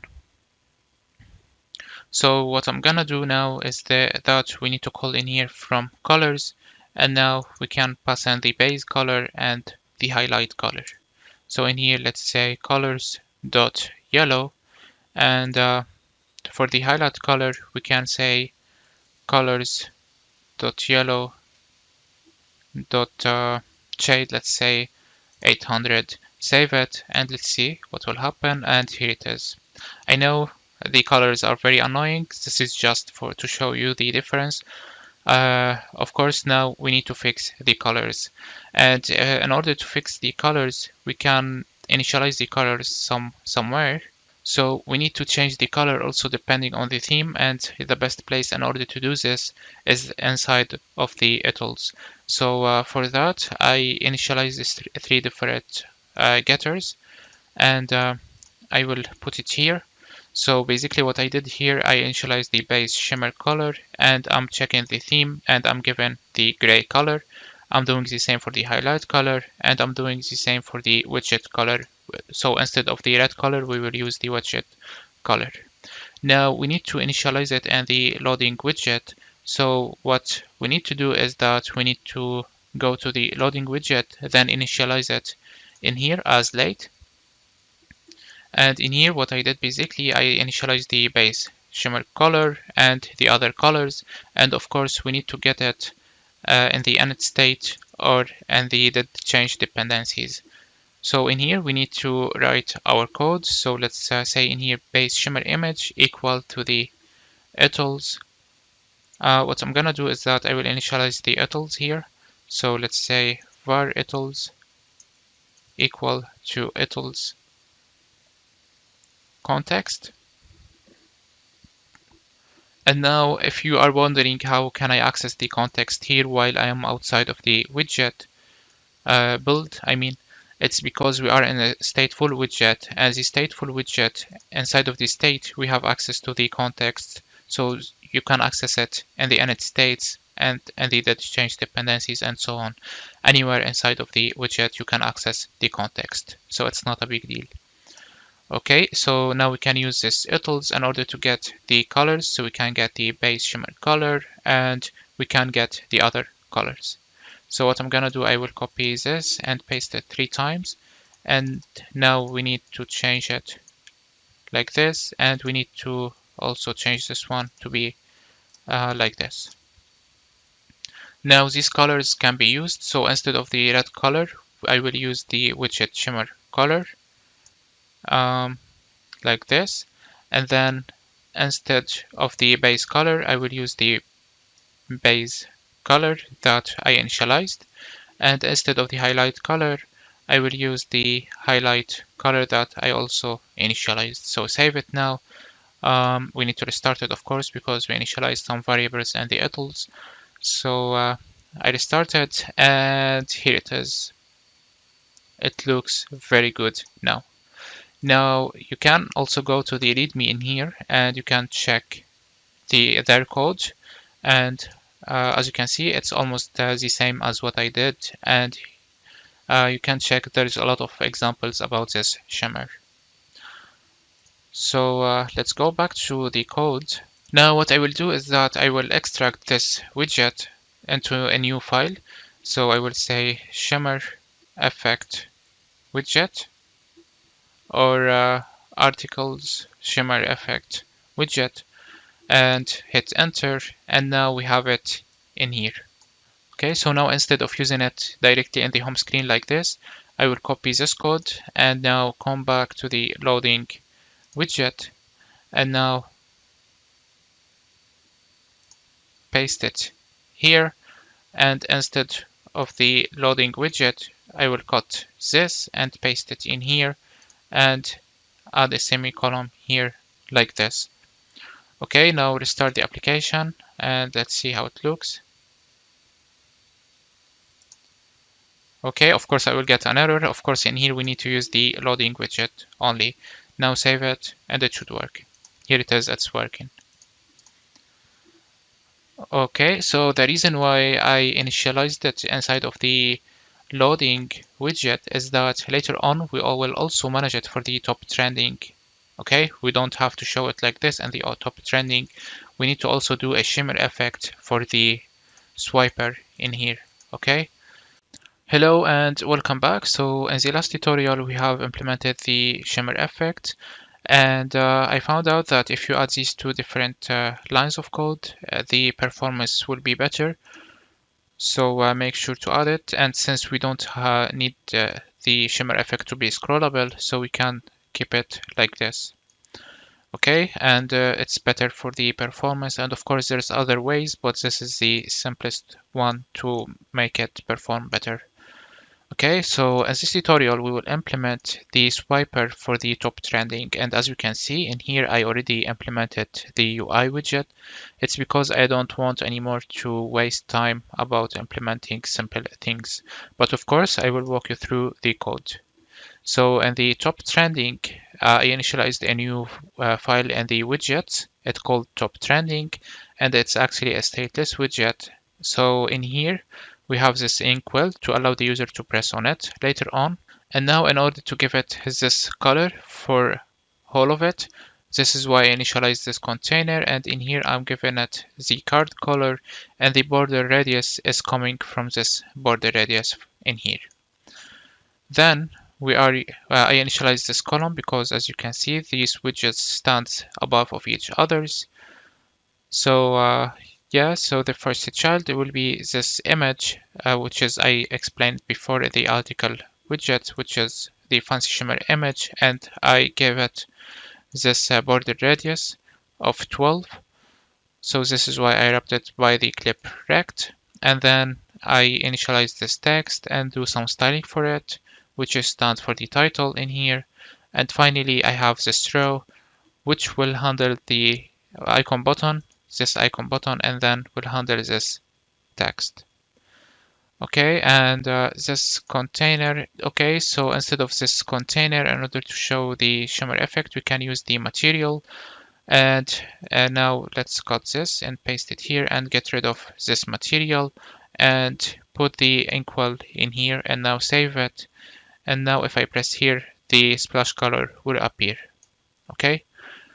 So what I did also in order to show it, it's that in the home screen, I added two if statements. The if statement in here is that I want to show this list view inside of the all news, and the top trending, I want to show only the top trending. So this is why I use this if statement, and in order to make it clearer for you. So now we are good to go, and let's start writing the code for the swiper. So in order to do this, we need to install a new package. So for that, let's go to the pub.dev. So inside here, we need to type or search for the card swiper. And there's some other packages, but I like this one. So go here, and I strongly recommend you to read the documentation, as you will find a lot of examples in here. Okay. So let's go to the installing tab and then copy this as usual, then go back to the pubspec.yaml file and paste it. Okay. So now what I'm gonna do is that in the home screen, instead of this top trending only, we need to initialize the swiper widget. So let's say near swiper, and we need to give it the item count. The item count, I will give it a value of 5, for example. And then we need to give it the item builder. And for the item builder, let's pass in the context and the index. And we need to return something. So let's return, we can return, of course, the top trending widget. So let's say top trending, like this, and it's not const anymore, so let's remove it. Okay, so now the error is gone, and now let's see if I restart the application, what will happen. Okay, go to the top trending, and in here I'm having an error. It's because we need to wrap it by a widget to give it finite width. What I'm gonna do is that I will wrap it by sized box, and then I will give it height of size.height, and I didn't initialize the height, so we can get it from here. I mean the size, so we can get it from here, and then we need to paste it in our widget here, and now we can use this size. So let's come here and access the height like this, and I will say times 0.6, and now if I save it, it should work. Here it is, it's working, and now here is how it looks. Of course, in order to appear just like our widget, so in order to appear like this, we need to do some work to it. So let's go back to our main application. I will restart it and start writing the code for this swiper in order to appear like I showed you. So the first thing I want to change is the view fraction. It's I will use the 0.9 and save it. And now, as you can see, it's more closer to each others. And then what I will use is that the layout, and this layout we can use, as you can see, here's the different options. You can use something like Tinder, for example, but for me, I will just use stack and save it. And something went wrong. It's because we need to specify the item width. And for the item width, I will use the width times 0.9 like this, and save it, and now it should work. Here it is working just fine. Now there is some other arguments that you can play with, such as the autoplay. You can use, for example, 8000. This one is Boolean. So what I meant by this, you have the autoplay delay, for example. You can change it. This is time, and you can put it autoplay to autoplay it. As you can see, it's by default false, so I put it to true. And that's it. So we implement it correctly, and in the next tutorial, I will just do the shimmer effect for this one. So just like we did for the articles, we will do it also for the top trending. So try to build it by your own, and I'll see you soon in the next tutorial. Hello and welcome back. So in the last tutorial we have implemented the shimmer effect, and I found out that if you add these two different lines of code, the performance will be better. So make sure to add it, and since we don't need the shimmer effect to be scrollable, so we can keep it like this. Okay, and it's better for the performance, and of course there's other ways, but this is the simplest one to make it perform better. Okay, so as this tutorial, we will implement the swiper for the top trending. And as you can see in here, I already implemented the UI widget. It's because I don't want anymore to waste time about implementing simple things. But of course, I will walk you through the code. So in the top trending, I initialized a new file in the widgets. It's called top trending, and it's actually a stateless widget. So in here, we have this inkwell to allow the user to press on it later on. And now in order to give it this color for all of it, this is why I initialized this container, and in here I'm giving it the card color, and the border radius is coming from this border radius in here. Then I initialize this column because as you can see, these widgets stand above of each others. So yeah, so the first child will be this image, which is I explained before the article widget, which is the fancy shimmer image, and I gave it this border radius of 12. So this is why I wrapped it by the clip rect, and then I initialize this text and do some styling for it, which is stands for the title in here. And finally, I have this row, which will handle the icon button, this icon button, and then will handle this text. Okay, and this container. Okay, so instead of this container, in order to show the shimmer effect, we can use the material. And now let's cut this and paste it here and get rid of this material and put the inkwell in here and now save it. And now if I press here, the splash color will appear. Okay.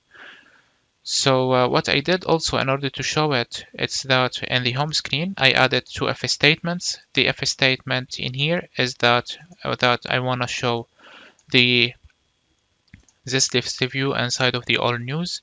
And for the top trending, I want to show only the top trending. So this is why I use this if statement, and in order to make it clearer for you. So now we are good to go, and let's start writing the code for the swiper. So in order to do this, we need to install a new package. So for that, let's go to the pub.dev. So inside here, we need to type or search for the card swiper. And there's some other packages, but I like this one. So go here, and I strongly recommend you to read the documentation, as you will find a lot of examples in here. Okay. So let's go to the installing tab and then copy this as usual, then go back to the pubspec.yaml file and paste it. Okay. So now what I'm gonna do is that in the home screen, instead of this top trending only, we need to initialize the swiper widget. So let's say near swiper, and we need to give it the item count. The item count, I will give it a value of 5, for example. And then we need to give it the item builder. And for the item builder, let's pass in the context and the index. And we need to return something. So let's return, we can return, of course, the top trending widget. So let's say top trending, like this, and it's not const anymore, so let's remove it. Okay, so now the error is gone, and now let's see if I restart the application, what will happen. Okay, go to the top trending, and in here I'm having an error. It's because we need to wrap it by a widget to give it finite width. What I'm gonna do is that I will wrap it by sized box, and then I will give it height of size.height, and I didn't initialize the height, so we can get it from here. I mean the size, so we can get it from here, and then we need to paste it in our widget here, And now we can use this size. So let's come here and access the height like this. And I will say times 0.6. And now if I save it, it should work. Here it is, it's working. And now here's how it looks. Of course, in order to appear just like our widget, so in order to appear like this, we need to do some work to it. So let's go back to our main application. I will restart it and start writing the code for this swiper in order to appear like I showed you. So the first thing I want to change is the view fraction. It's I will use 0.9 and save it. And now as you can see, it's more closer to each others. And then what I will use is that the layout, and this layout we can use as you can see, here's the different options. You can use something like Tinder, for example, but for me I will just use stack and save it. And something went wrong. It's because we need to specify the item width, and for the item width I will use the width times 0.9 like this and save it, and now it should work. Here it is working just fine. Now there is some other arguments that you can play with, such as the autoplay. You can use, for example, 8000. This one is Boolean. So what I meant by this, you have the autoplay delay, for example. You can change it. This is time, and you can put it autoplay to autoplay it. As you can see, it's by default false, so I put it to true.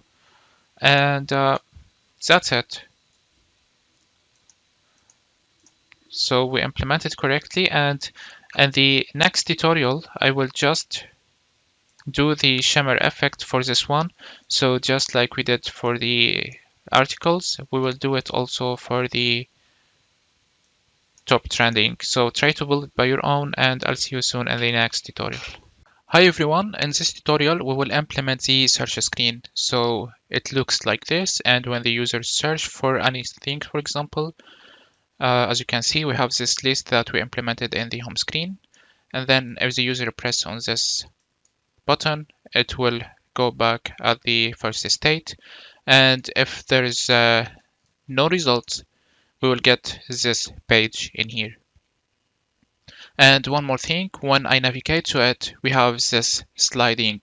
So it's like swiping from right to left.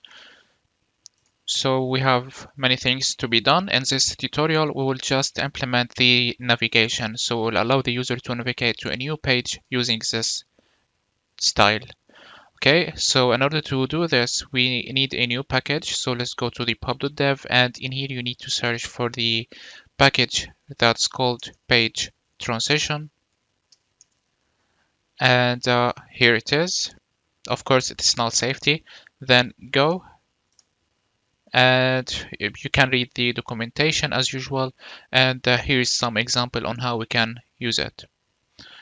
Okay, so what I'm gonna do is, of course, we need to install it. So copy this and paste it in the pubspec.yaml file.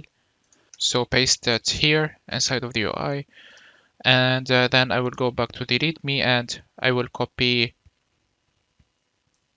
this. Now go back to our code and then go to the home screen and cut the process and run the application again as usual, because we installed a new package. So now let's go to the search button. So this one, I will add some comma here to format our code. And now we can paste our function in here. And of course, now we need to import the transition package. So the page transition package, here it is. We don't have this target page, of course. Now we need to create a new screen, which is, we'll name it search screen. So let's create a new folder, and in here I will name it inner screens. And inside of this folder we can add a new file, and I will name it search screen.dart like this. And I will create for now Actually, it's going to be a stateful widget, so directly I will say in here search screen, and it's going to be a stateful widget. At the moment, I will return a scaffold, and let's return something in the center, and let's say the child, and give it text as a child.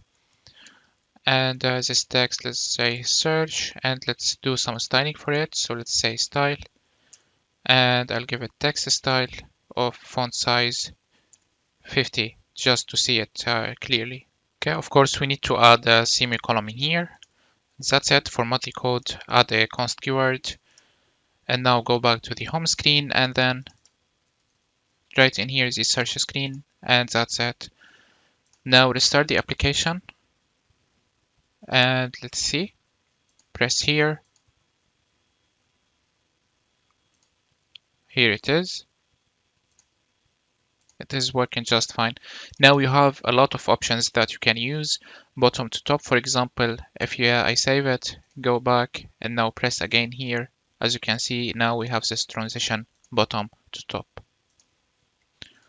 Okay, and for me, I actually prefer just to right to left, and I'll keep it like this. So in the next tutorial, we will start implementing the appbar, which will have this button to allow us to go back, and then we will have this text field, and finally we will have this button. And in the later tutorial, we will implement the other things. So I'll see you there. Now, as I said in the last tutorial, we will implement this app bar. So we have this button here, we have this text field actually, and we have this button in here also. So let's go back to our application and start writing the code for it. Let's go to the search screen and start writing the code in here. So in here, the first thing I want to do is to add the color and the size, because we will use it later on. And then I will get rid of this body, and we actually need a column.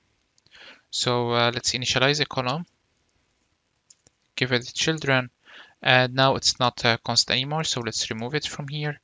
And the first child will be for the app bar. We can actually make it using arrow, so it's not actually using a real app bar. We are using a row and placing the widgets next to each other, and this is actually better because it gave us more flexibility. So let's initialize a row in here and give it children, and the first child will be an icon or icon button, but I will use icon, and then I will say in here icons dot for example, or we can use iconly light dot arrow 2, and of course it should be arrow left like this. And then let's add a semicolon here, and I want this button to be pressable, so we can wrap it by a gesture detector. So in here, let's say gesture detector, and add a comma in here and comma in here, and format our code. Okay, so this is done. Save it. Let's see how it is. And I think you cannot see it, but it's actually standing in here. So in order to show it clearly, we can wrap this scaffold by a safe area. So let's say safe area like this, and save it. And now here it is. Okay, so now I will wrap this row by some padding and keep it like this. What I'm gonna do is to add this const in here, and that's it. Now let's continue and start writing the code for the text field. So I will initialize the text field here, and I will save it. And now I got an error, and this error, I talked about it before. It's the same error that we get when we use list view, because it takes infinite width. So simply, as usual, we need to wrap it by a flexible widget. So let's say flexible like this. Now if I save it, it will work just fine. Here it is. Okay, and the error is gone. Now let's continue and do some decoration for this one. We need actually a controller, and we need a Fox node. And for that, I will put the code for it here.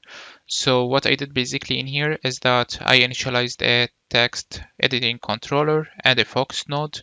And what late means is that you need to initialize this value later on, and the place in order to initialize it is inside of this end state.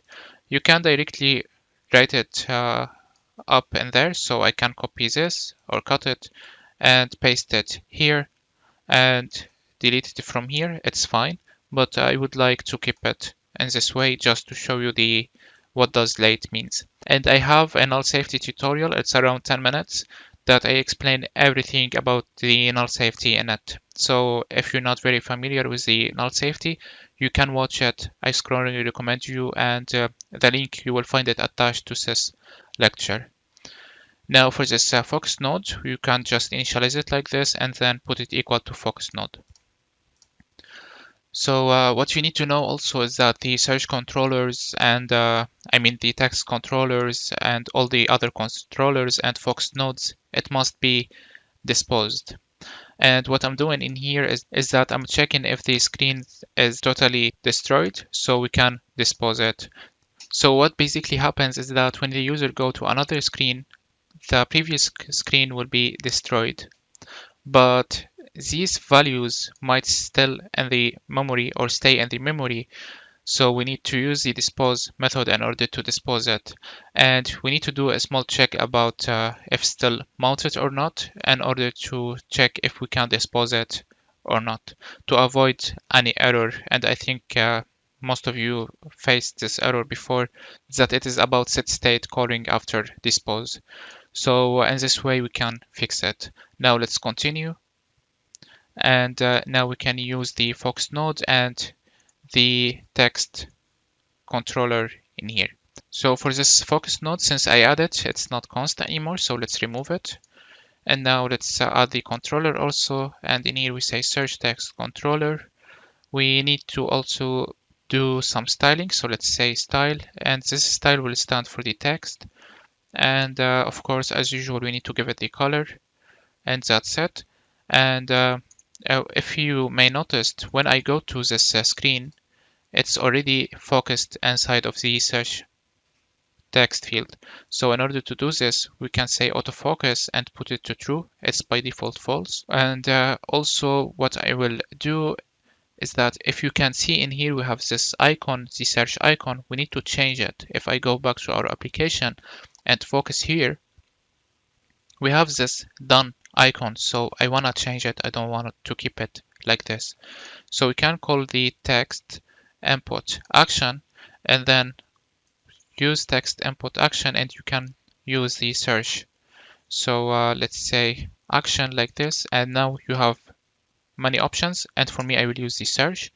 Now save it, and of course I'm getting an error. We need to restart it because I added the text controllers and it's not being initialized because the end state is not being called because we were already there inside of the search screen.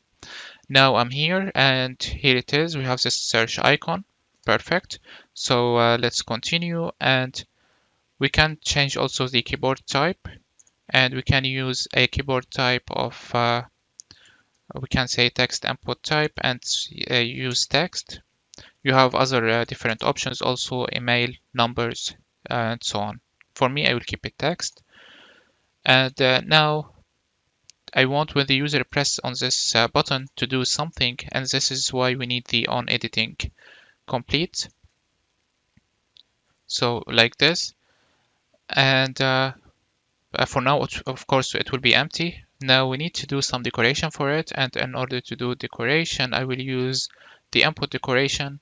Okay, so for this decoration, I will give it hint text and say search.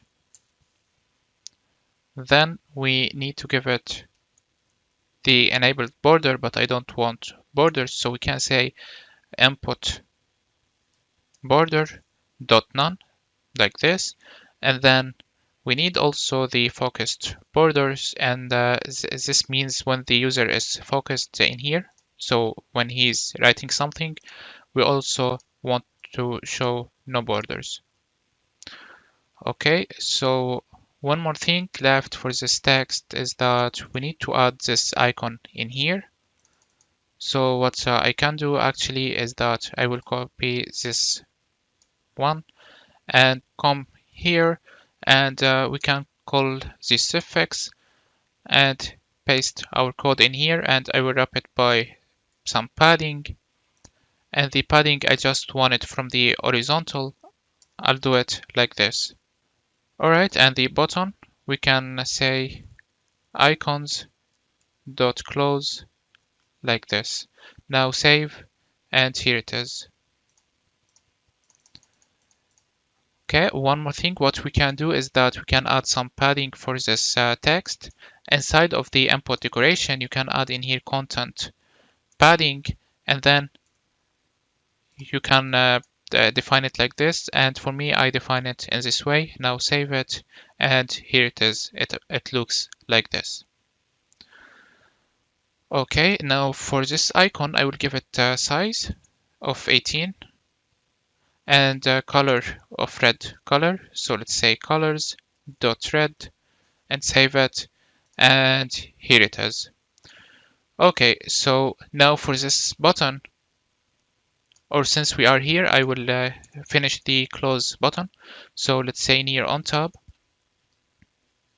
And what we will do basically is that we will clear the search controller like this. And then we need to call setState to rebuild our widget like this. And one more thing is that when I press here, I want to close this text. So I want to not show the keyboard anymore, to not be focused in here anymore. And this can be done by calling the focus node and say unfocus, just like this. Now this is done basically, and of course later on while we are searching and implement the full functionality, we will add a few other things. But for now it is okay like this. So let's finish also this arrow, and for this arrow we just need to go back. So how can we go back is by calling the navigator.pop context. So let's say in here on tab, and what I will do basically is that call the navigator.pop in here, and then also unfocus the focus node. Alright, so one more thing is that before that I end this tutorial, I want when the user press here anywhere on the screen to remove the focus from the text, and this can be done by wrapping the scaffold by a new widget. Of course we can wrap it by gesture detector or unequal, but I prefer a gesture detector to not show a splash color. And in this case we can use the focus node.unfocus, or we can I will show you another approach, which is the focus scope, and then you call of context, and then you say unfocus. Simple as that. Now I will restart the application and let's test it to make sure that everything is working fine.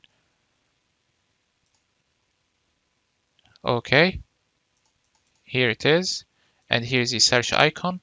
And now if I press on the X, as you can see, it cancelled and the button is not appearing anymore because of the color. Perfect. And there it is. And if I press here on anywhere on the screen, the focus disappeared. And if I press on this icon, it will go back.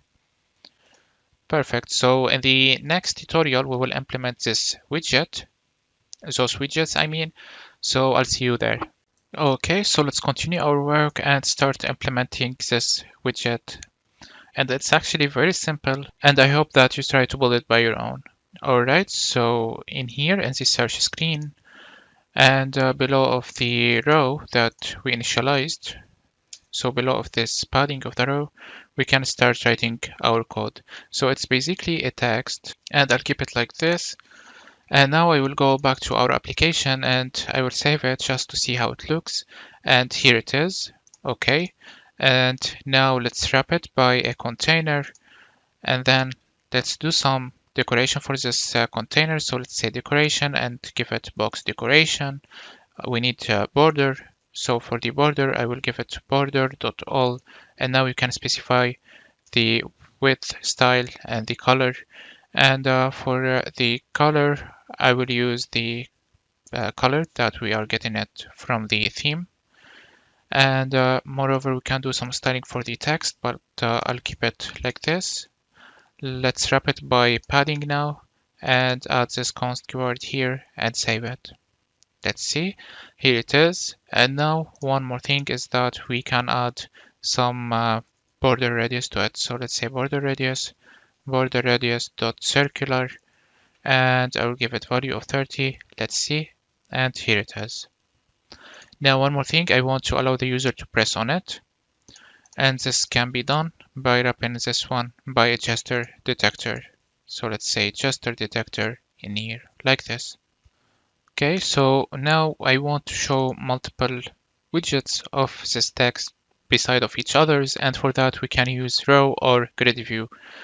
Okay, so how can we make the grid view? As we can use something called grid view in here and call .builder, or you can call .count and so on. But for me, I want to show you something different just to give you more information. For that, let's go to the pub.dev and then search for a staggered grid view. And now go to this one.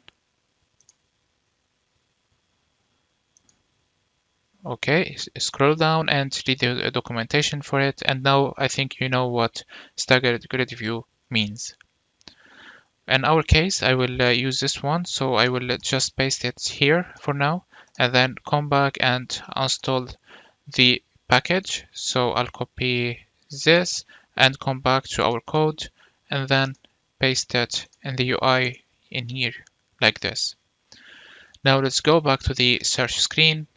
And now we can import this like this. And now we don't need this tile, so let's remove it. And now I will cut this code and paste it here. And that's it. Now we need to cut the process and run the application again and wait for it. Okay, so while it's running, I will create a list to show these suggestions, and the list we can put it in here. So what I'm gonna do is that I will paste it here like this, and it's just a list of strings, and I name it search keywords that can be used anywhere. So the search keyword, we can go back to the search screen and we can use it in here directly and then access the index, and now it's not const anymore like this, and we need to import this const class and add the const keyword here. When we import it, we need to import the vars class, this one. Okay, so now we have it. First, let's go to the search screen, and I'm getting an error, and this error is normal. We need to wrap it by an expanded widget, and I think now you understand why this is happening. So let's wrap it by the expanded widget directly, and now save the application or restart it, and it should work. Okay, let's see. Here it is, and now I'm getting another error. Okay, it's because we didn't specify the item count. So we need to specify the item count, and the item count will be of the search keyword dot length, and now save it. And here it is. It's working just fine. Of course, we need to do some more styling to it, and we can, for example, wrap this by padding, save it, and now go to the search. Here it is, it looks better, and it would be nice if we add some spacing in here. So let's add spacing and give it a value of 20, like this. And now one more thing is that I will give some margin for this one, and the margin I will use also edge ansets .all 8, or it's big, so we can use 4, and that's it. And for the vertical spacing, I prefer to use 10 and add the const keyword, and I think now it looks perfect. So let's go back here, and here it is. Here's the main application, and now it is the same. Okay, so what's left in this application, and then when the user try to search for something and if it's not available, so I'll show you here. So if I try to search for anything and it's not available, we need to show this screen. And it's actually a very easy screen. We have only this image and a text in here. So we will build it in the next tutorial. And if there is a result when the user search, we need to show this list. But for now, I will not implement the code for it since we already did it. So later on, when we are doing the REST API and doing the search, I can write directly the code for it because it will be just the same for what we did in the home screen. Okay, if you remember, we already did it in here. So this code will stand also inside of the search screen. So let's continue in the next tutorial. Hi everyone and welcome. In this tutorial, we will implement the empty search screen. So if I search for anything and there is no results, we will show just the screen in here. And it's actually a very easy screen where we only have this image and a text. So we will have a column, then an image, then below of it we have this text. And this screen, we will actually also use it in the bookmarks. If the user didn't add anything to his bookmarks yet, we can show also this screen. But of course, we need to show different image and we need to show different text. So for that, I already write the code for it and I will walk you through it. And I already make it dynamic so that we can use it as the search screen and we can use it in the bookmarks. So we come here into the widgets. I created a new file. It's called empty screen. And now in here, I name it empty news widget. As you can see in here, I am passing through the constructor this text and this image path. Okay, and to not write it on two different lines, we can do like this. And I'm passing it here through the constructor. So first of all, we have this column, and then we have this image asset, and then we have this text below the image. So it's very simple, as I told you. I did some styling for the text, and it's not a big deal. And for the image path, I'm passing it from here, and the text, I'm using it here for the text. So now this widget is ready to use in our application. So for that, I will go back to our app, go to the search, and now in the search file in here, we can write the code for it. So what I'm gonna do now, I will keep showing it on the screen, and I will write the code in here below of this widget. So now we import this file, and then we say empty news widget, and we need to pass in the text, which will be, oops, for example, no results found, something like this. And for the image path, we can get it from here, this image. I will copy the relative path and I can paste it now here like this. Now remove this. It should be / like this. And now it's a const, so let's add the const keyword and restart the application and we can test it and it should work. Let's now go to the search screen and here it is now, as you can see.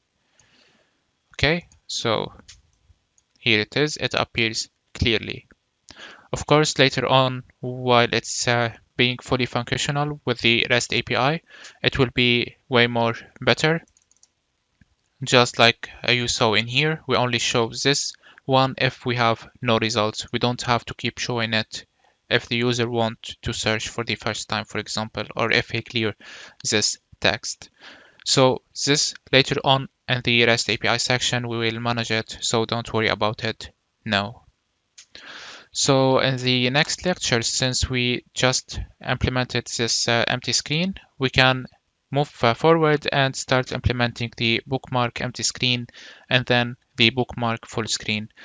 So the bookmark full screen would be actually, I'll show it to you. So it will be actually like this. So it's just the same as the design of this one. So try to build it by your own. And for the empty screen, you already have the code for it, which is this one. You just need to change the path.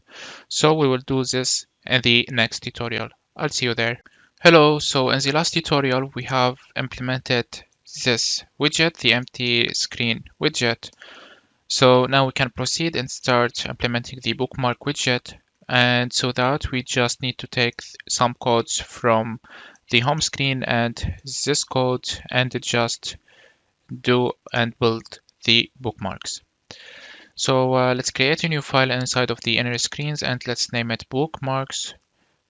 And I'll say underscore screen dot dart. And now let's create a stateful widget. So in here, let's say stateful widget and let's name it bookmark screen like this. And now we need to return something. Of course, we need to return a scaffold. And as an appbar, I will go actually to the home screen and I will copy the appbar from here because it's actually the same. So here's the appbar. So just copy it and then go here and paste it here like this. And that's it. Of course, we need to import some packages. And we don't need actually this action, so I will get rid of it. And then for the color, we need to also get it from here. So I'll get the size and the color and paste it here. We need to import this class.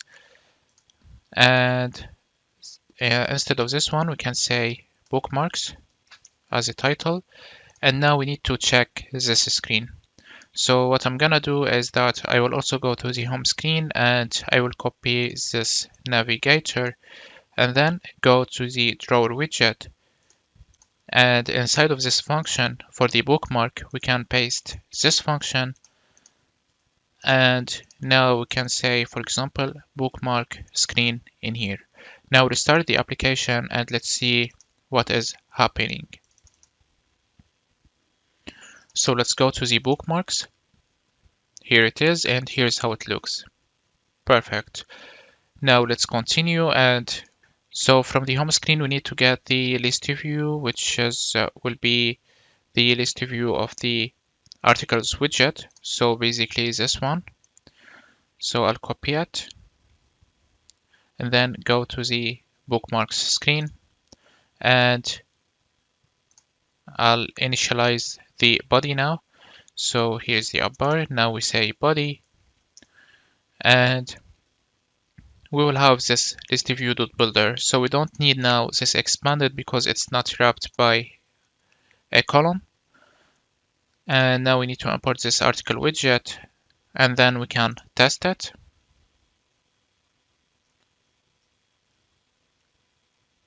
Okay, let's go now to the bookmarks. Here it is, and it's working just fine.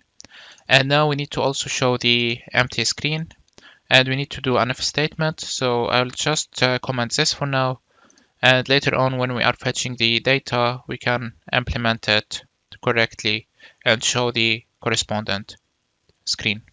So in here, let's say empty news widget, we need to pass in the text. And here, let's say you didn't add anything yet to your bookmarks. And in here, if you want to add this, you can do it like this. And one more thing is that we need to add the image path.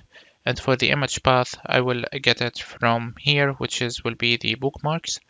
And I'll copy the path and come back to the bookmarks screen and paste it here. And I change this like this. We need to add this const keyword. Now restart the application and let's see how it looks. Alright, so here it is. Perfect. So in the next tutorial, we'll start working with the Webview. So this Webview here, we will implement it. And as you can see, as you saw it in here, we show a loading widget. So we will also do it. And we have in here this bottom sheet, and we will also do it. So I'll see you there. Hi everyone and welcome. In this tutorial, we will implement this Webview. So I didn't write the code for this text or this image, for example. It is getting from their website, from this link actually. I'm showing it here. So I think you know this from the Facebook or any other application.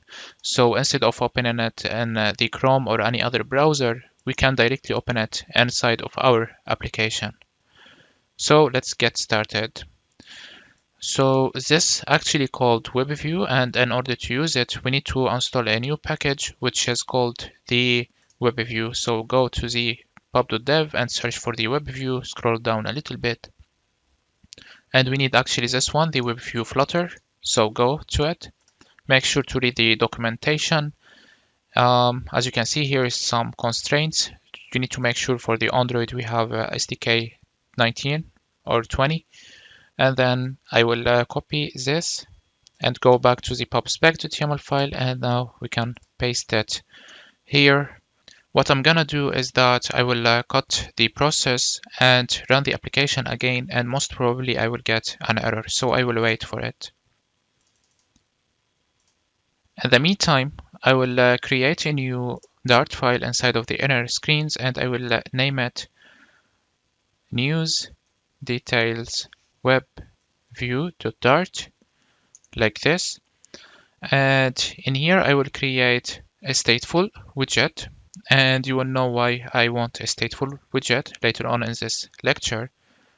So let's say in here news details web view, and now as you can see I got an error and it says because of the minimum SDK. So we can fix it easily by opening the Android folder, then go to the app, and then go to the build.gradle and scroll down a little bit, and here you have this minimum version, and then remove this and type 19. Now come back and let's return a scaffold here and run the application. Alright, and as a body for this scaffold, let's initialize the web view. Alright, so for this web view, we need to give it a few arguments, such as the initial URL. So for the URL, I will just give it the URL of the image that we are actually using it. So this one. And I'll just paste it here. Then we need to give it also the zoom. I will put it to true to allow the user to zoom in and zoom out. So put it to true. Then I want to show the progress, but I will show it soon to you. Okay, the application now is running well, and that's great. And for the web view, we need also one more thing, which is the on web view created.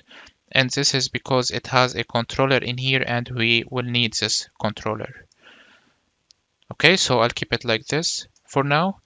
Actually, for this initial URL, we don't need just to show this image URL, we need to show a website. So what I'm gonna do is that I will try to share it here, then copy the link, and then I will paste it here like this. All right, so now we can we need to access this page, and we can access it easily. So let's go to the drawer widget, and now I will copy this function and then go to the articles widget and search for link and paste our function in here. And we need to import the transition package, and we need to add the web view detail in here. So it's a news details web view. I name it like this. Now restart the application and come back to it, and let's see what will happen. So press here now. Okay, so here it is, and it looks like this. Of course, now we need to add the appbar, and we need to add a few things such as the loading. So let's start doing it. So let's go to the news details screen, and now I will start with the controller. So in order to get the controller, we need to initialize the controller and set this controller equal to it. And now during while coding, it will become clearer. So in here we can initialize late web view controller of this type, and I name it like this. And now this controller it can be used, and we can set it equal to this controller in here. So let's say like this, equal to the controller, like this. And now we need to also show the loading widget that you saw it before. So we will need this on progress. And this actually gives us a value between 0 and 100 to reflect how much percentage it's being loaded of the page. So what can we do about this is that we can initialize in here a double, and I will name it progress, like this. And this double, initially it will be equal to 0. So let's say in here 0, like this. And now we can use this double in here and the onProgress method. So in here it takes progress, like this. And now as this progress, if you hover on it, you can see the type. It's end progress, a value between 0 and 100. You can check it by yourself. So let's divide this progress by 100 so that we can use it later on for the linear progress indicator. And of course, in order to set this, we need to call setState, and that's it. Now we need to show also the linear progress indicator. So for that, we need to wrap this Webview by a container, by a column, and save it, and come back to our application. And now we have this error. Again, this Webview, we need to wrap it by an expanded widget. Now save it, and it should work. Here it is. Now in here we can initialize this linear progress indicator, and this one we need to give it the colors and the value will be the progress value. That's it. And for the colors, we need to give it the color and the background color. So what I will do is that I will check the progress. If it is equal to 1, I will show the transparent color to show the scaffold background color, basically. So we can use this one. And then if not, if it's loading, I will show the blue color to show that it's being loaded. And then now for the background color, we can use the scaffold background color. So just like this. Now we can test it. So let's see what will happen. Okay, let's go. Here it is, but you cannot see it. It's because we need to add the app bar. So let's start initializing the app bar in here. So let's say app bar. We need to give it the elevation, the background color, and the icon theme, and title, and so on.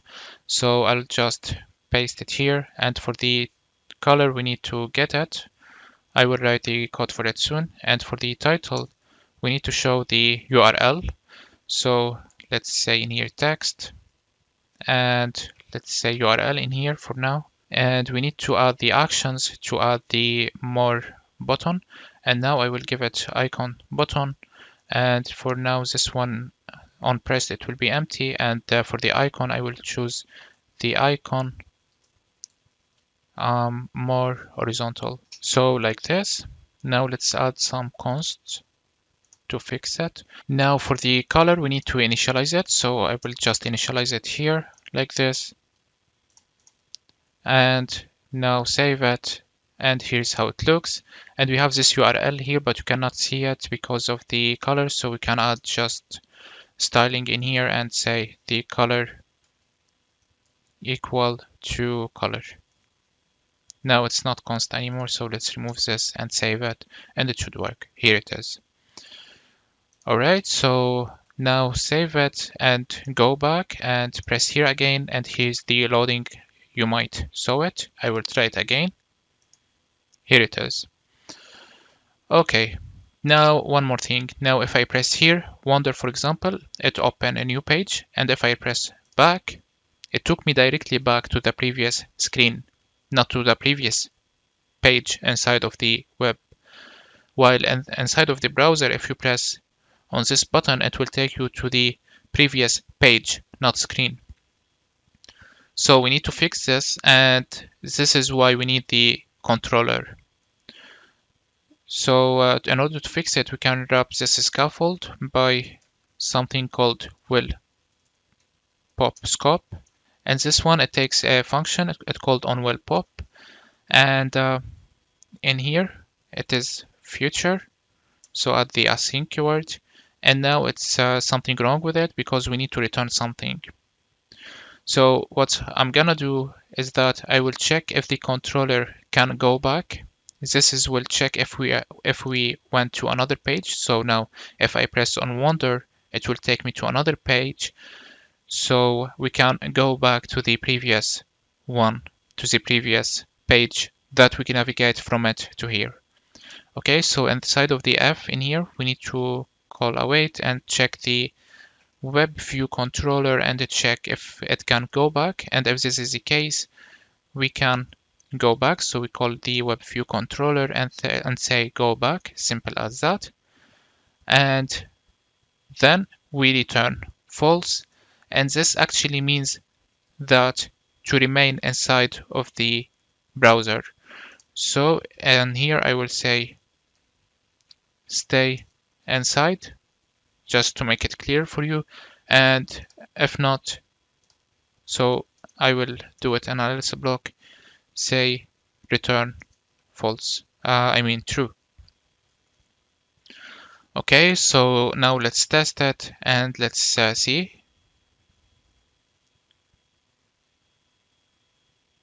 Okay, go and go to this website. Now press on this button, and now it took me back to the previous page, as you can see. Okay, if I go to multiple things like this and now press on this button, it take me back to the previous pages. Okay, now if I go here and press on this button, of course it will work just the same. Okay, so that's it for this tutorial, and the next tutorial will start implementing the design for the bottom sheet. So for this one, and then we will allow the user to share and open it in a browser and refresh the website. Alright, so I'll see you soon in the next tutorial. Hi everyone, in this tutorial, when the user press on the button inside of this, the web view and the app bar, so this button, I want to take him back to the previous screen, which will be in this case the home screen.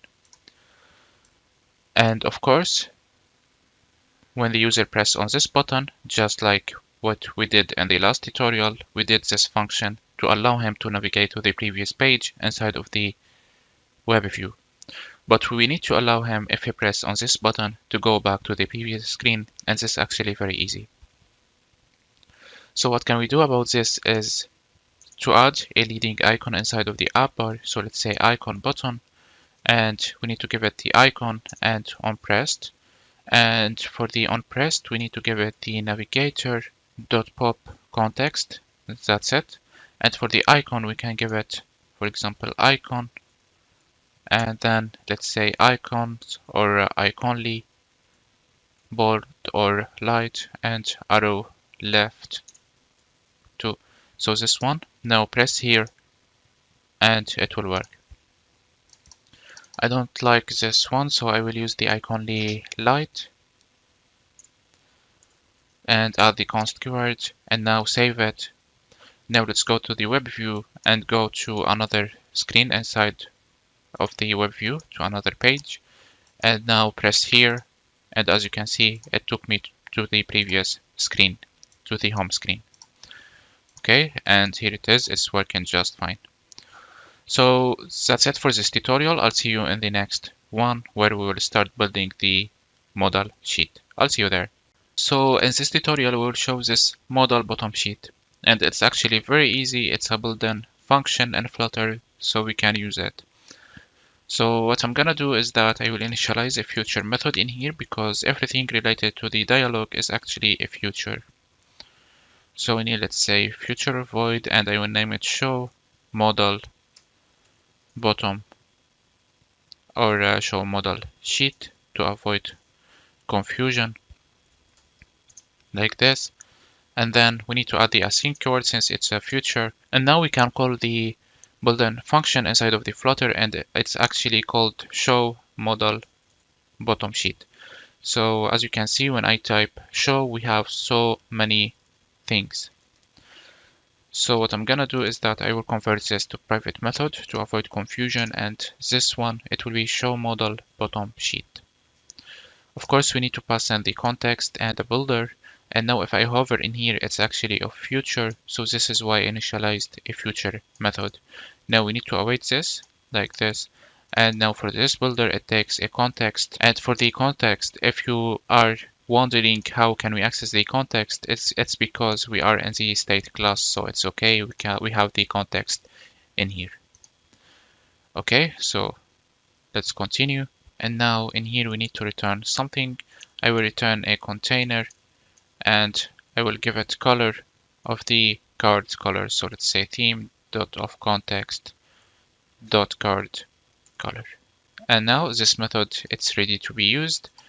So let's search for the actions, and we can use it now in here. So I will add await in here, async I mean, and then we await it in here like this, and that's it. Now restart our application and come back, and let's see how it looks. Go to the Webview and press here, and that's it. We have it now in here. Of course, now we can do the styling for it. So the first thing I want to do is to add the shape for this one. So as you can see, it has an argument called shape, and I will add a rounded rectangle borders, and we need to give it the border radius, and I will use border radius, and it's actually going to be border radius, and I will use the vertical one. Okay, and I will use now top, and for the top I will use value of 20, but of course in here also we need to call radius dot circular like this and give it value of 20. Now format our code, and here's how it looks. I'll add comma in here, and that's it. Now I will save it, and let's see. And still it's not being shown in here. Now I will show you how it looks in here. We have this rounded corners, so we need to also do it.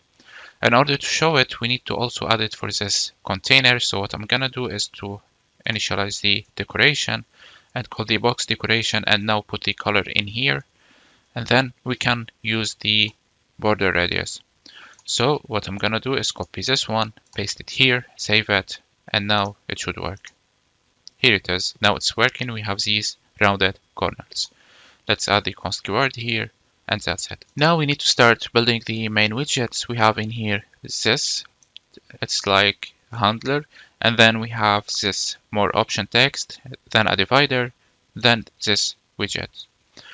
So let's get started. In order to make the above shape, we need to use actually a container and give it some width and height.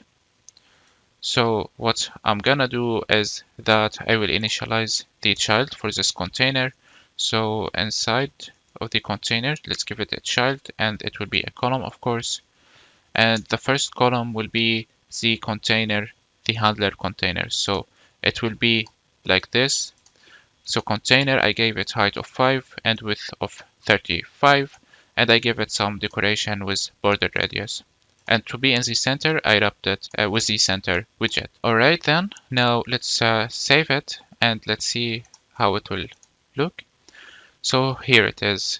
So it would be nice if we add some vertical spacing. So in here, let's add a sized box, or we can use the vertical spacing widget and give it value of 20, and that's it. Now let's see how it looks. Here it is. Perfect. So let's continue, and now we need to initialize the text in here below it. So for that, we can initialize the text below the center. So let's say in here text, and say more option, and then we need to do some styling for it. So let's say style and text style, and give it font weight of font weight dot value 600. Now save it, and let's see. Here it is, and it would be nice if we add some vertical spacing also. So let's see, and here it is, and I will add the font size. and put it to 20, save it, and here it is. Now we need to add the divider. So below of this text, let's add the divider widget, and we can give it the thickness, and I will put it to 2 to appear clearly for you. Alright, so here it is, and also it would be nice if we add some vertical spacing here also. Alright, so here is how it looks. Now we're good to go, and we can continue and build these widgets. So these widgets will be actually, we can use a row as usual, or we can use something called list style. So this list style, it's similar to what we used, and the list style in here, we already used it. So let's go back again, and in here, let's start writing the code for it. So let's add at the beginning the spacing, and then let's say list style. And for this list style, we need to give it leading and title. So for the leading, for the first one, it would be icon, and let's say icons dot share. And then we need to give it also the title. So let's say in here title, and I would say, for example, in here share. And then we need the onTab method, and for now it will be empty. Now save the application and see the code, and our application. So here, and here it is, here's how it looks. Okay, so let's add the const keyword here, and const keyword for the icon, and that's it. And we need it 3 times, so I'll paste it 2 more times.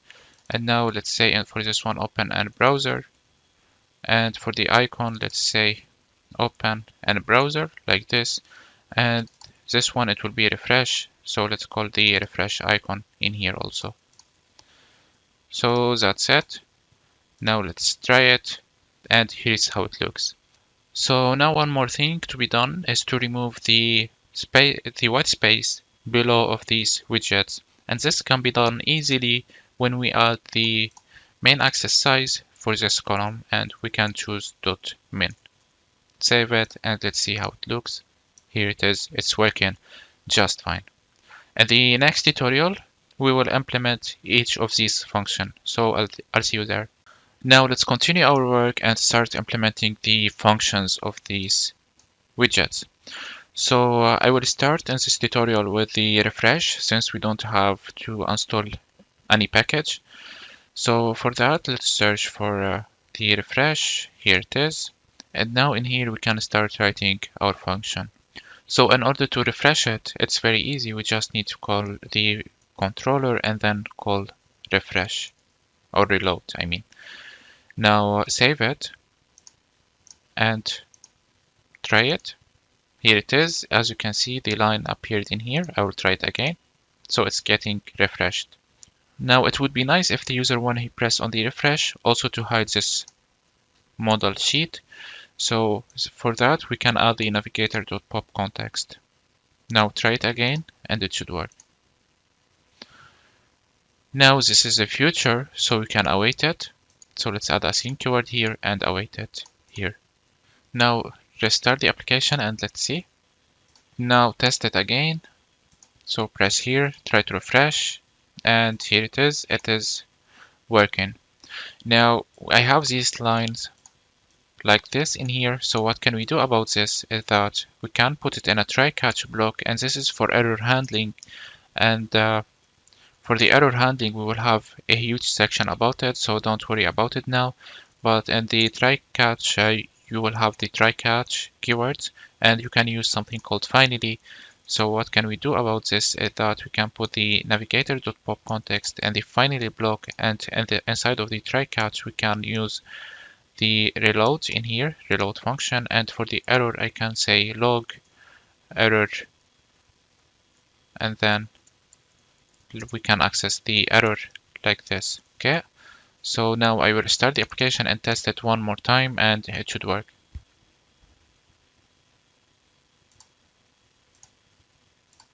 Here it is, it's working just fine. So this was for this tutorial. I'll see you in the next one. Hi everyone. So in this tutorial, we will implement the share method. In order to get started, we need to install a new package. So let's go to the pub.dev and in here search for share.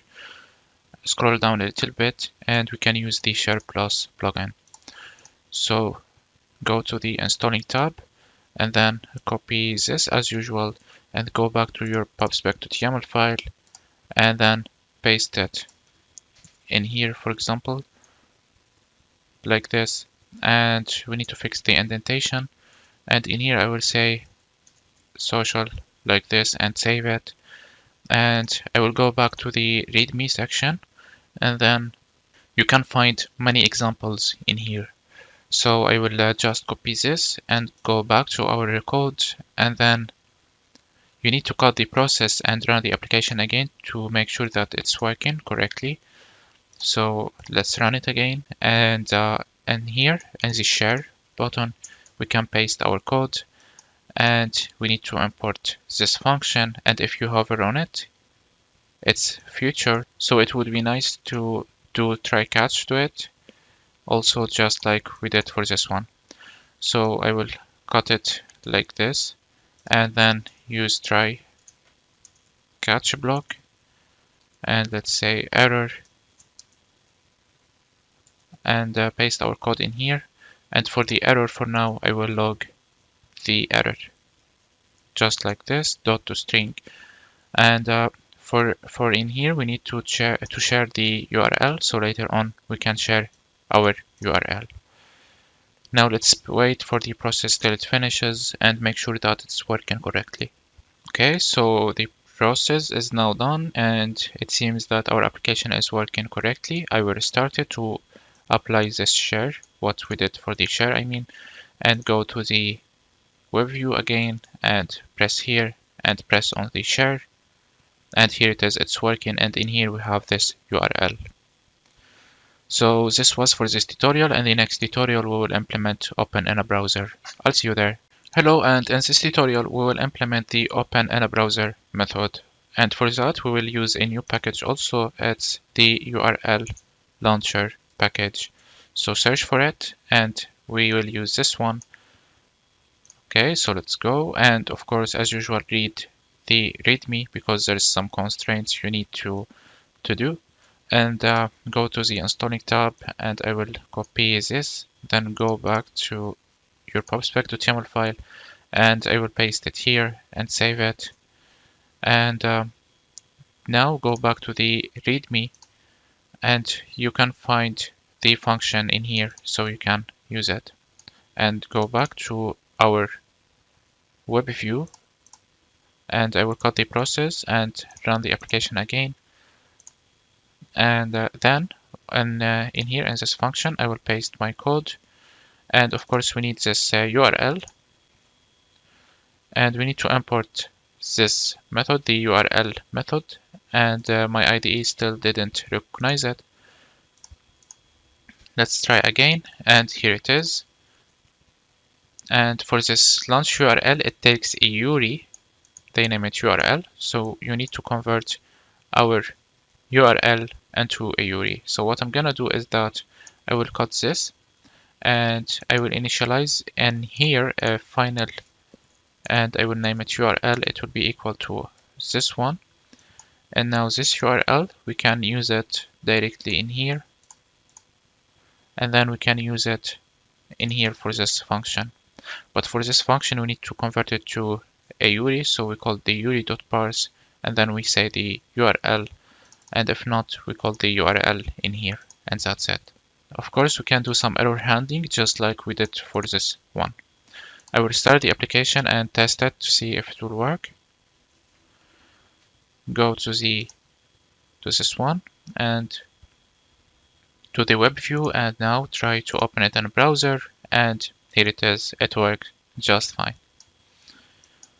Okay, so on your phone it should ask you in which browser you want to open it. So this was for this tutorial. I'll see you in the next one.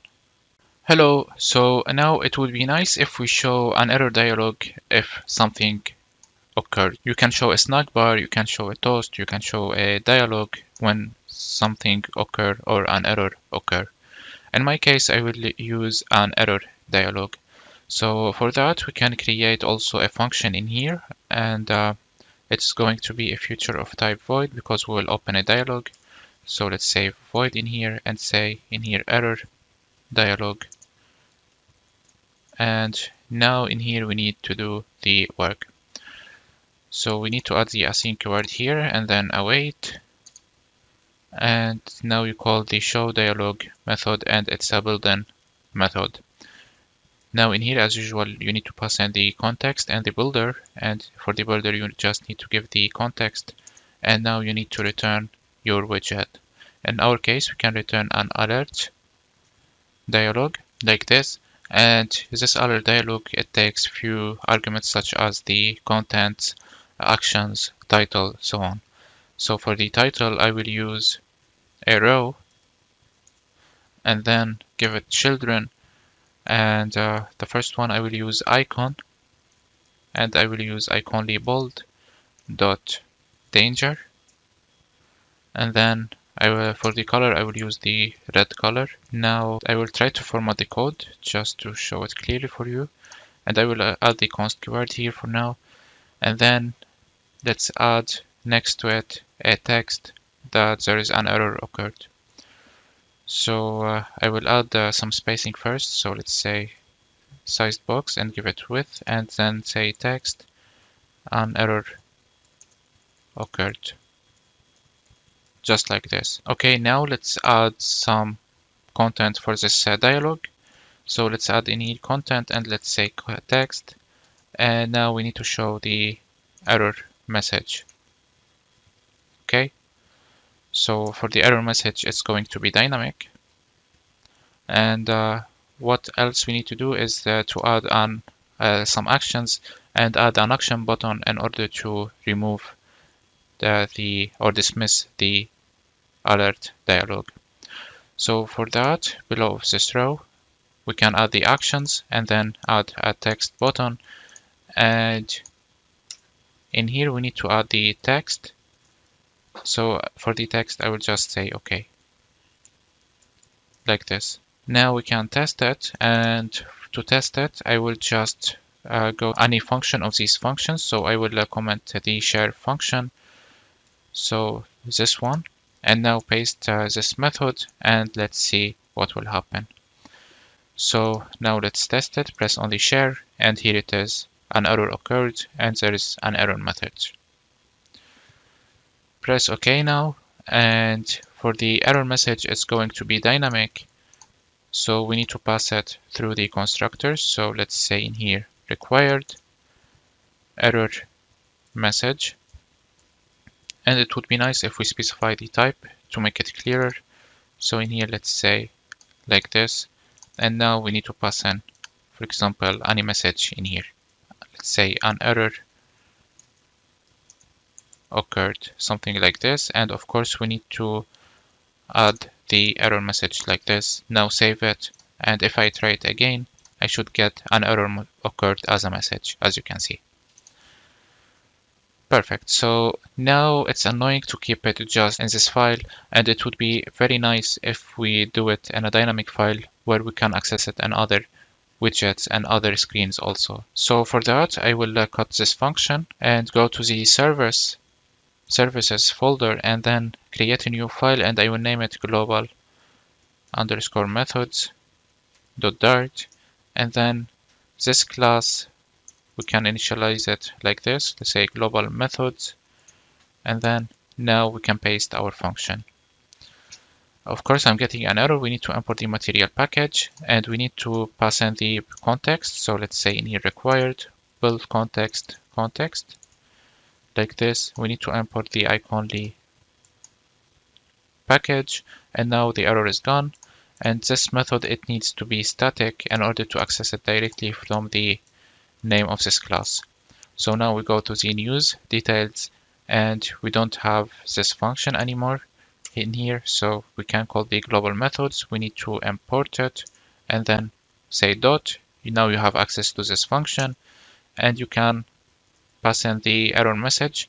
An error occurred, let's say here, and add a semicolon in here. Now save it, or we need to restart the application in order to make it work.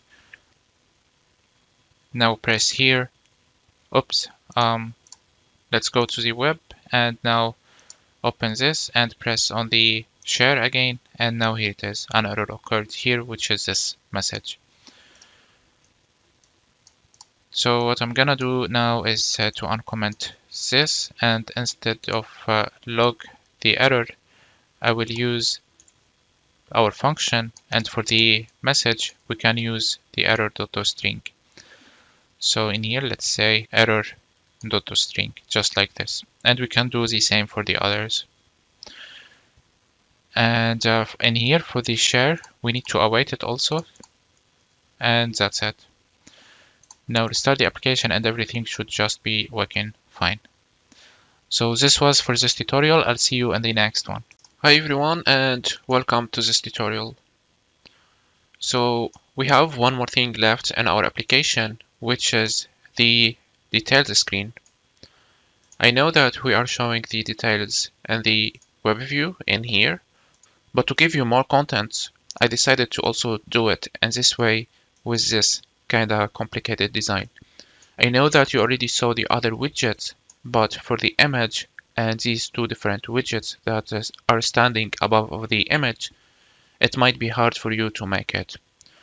So in this tutorial, I will explain how can you make the image widget with these two different buttons above of it. And one more thing is that while I'm navigating to it, we have this animation for the image, as you can see. So we will also do it and finalize everything in this tutorial. So now, before that we get started, I want to tell you that I already implemented the text widgets. So because you already saw how can we make such things. So I did the appbar, and I did the title and the date and this text. And I did the texts for the descriptions and for the content. So what left to do is this image and these two different buttons. Now I will walk you through the code and show you how it looks like. So let's go back to our application. And now I want to allow the user to navigate to that page. So first of all, what I did is that I created a new file inside of the inner screens, and I name it in here blog details. So for the URL news details, I mean for the web view news details, I name it news details web view, while for this one I name it blog details. Okay, and in here I name it a news details screen without web view to avoid confusion. Alright, so now, as I said, I wrote the code for the titles and texts, so I will walk you through it soon. But first of all, I want to allow the user to navigate to this screen. So I already explained how can we navigate, but in this tutorial, I want to use something different. I want to use something called the route table. So in order to use it, we need to define the route. So in here, let's define a static, and it will be a const. I will name it route name, like this, and then we need to give it the route name. Anything you can name it, but it must be specific for this class. So I will copy the name of this one and paste it here, and that's it. Now this route name, you must define it in the main class. So let's go to the main, and then in here in the routes, we need to define the route that we just initialized. So in order to do this, we call the news details screen, and then we call dot route name. Then we need to give the context, and then you initialize the class again. So let's say news details screen, like this. In here we need to add this, and for this one it should be a comma, just like this, and that's it. Now I will change the name of this one. I will name it news app, and now we can navigate using this route name. So how can we do it? It's something very easy. So let's go to the articles widget, and then in here to navigate to another screen, we need to call the navigator dot push named. It should be push named, and then as you can see in here, we need to pass in the route name. So we can just call our class and pass in the route name, and that's it. Now restart the application and let's see how it looks. Okay, when I pressed here, it is like this. Okay, so as I said, because I implemented the text widget, it appeared like this. So now I will walk you through the code. So it's a stateful widget, because later on we will manage different things and we need to rebuild the state. So at the beginning we have this app bar. I also give it elevation of 0 and the scaffold background color. And for the title I put it in the center and I gave it a text with some styling, and I aligned the text in the center. For the leading icon, I put this one like this to give it the color, or we can just give it the theme color for the bottoms. But to give you more information, I wrote it like this. So what I'm gonna do now is that I will comment it, and then I will restart the application and show you what will happen.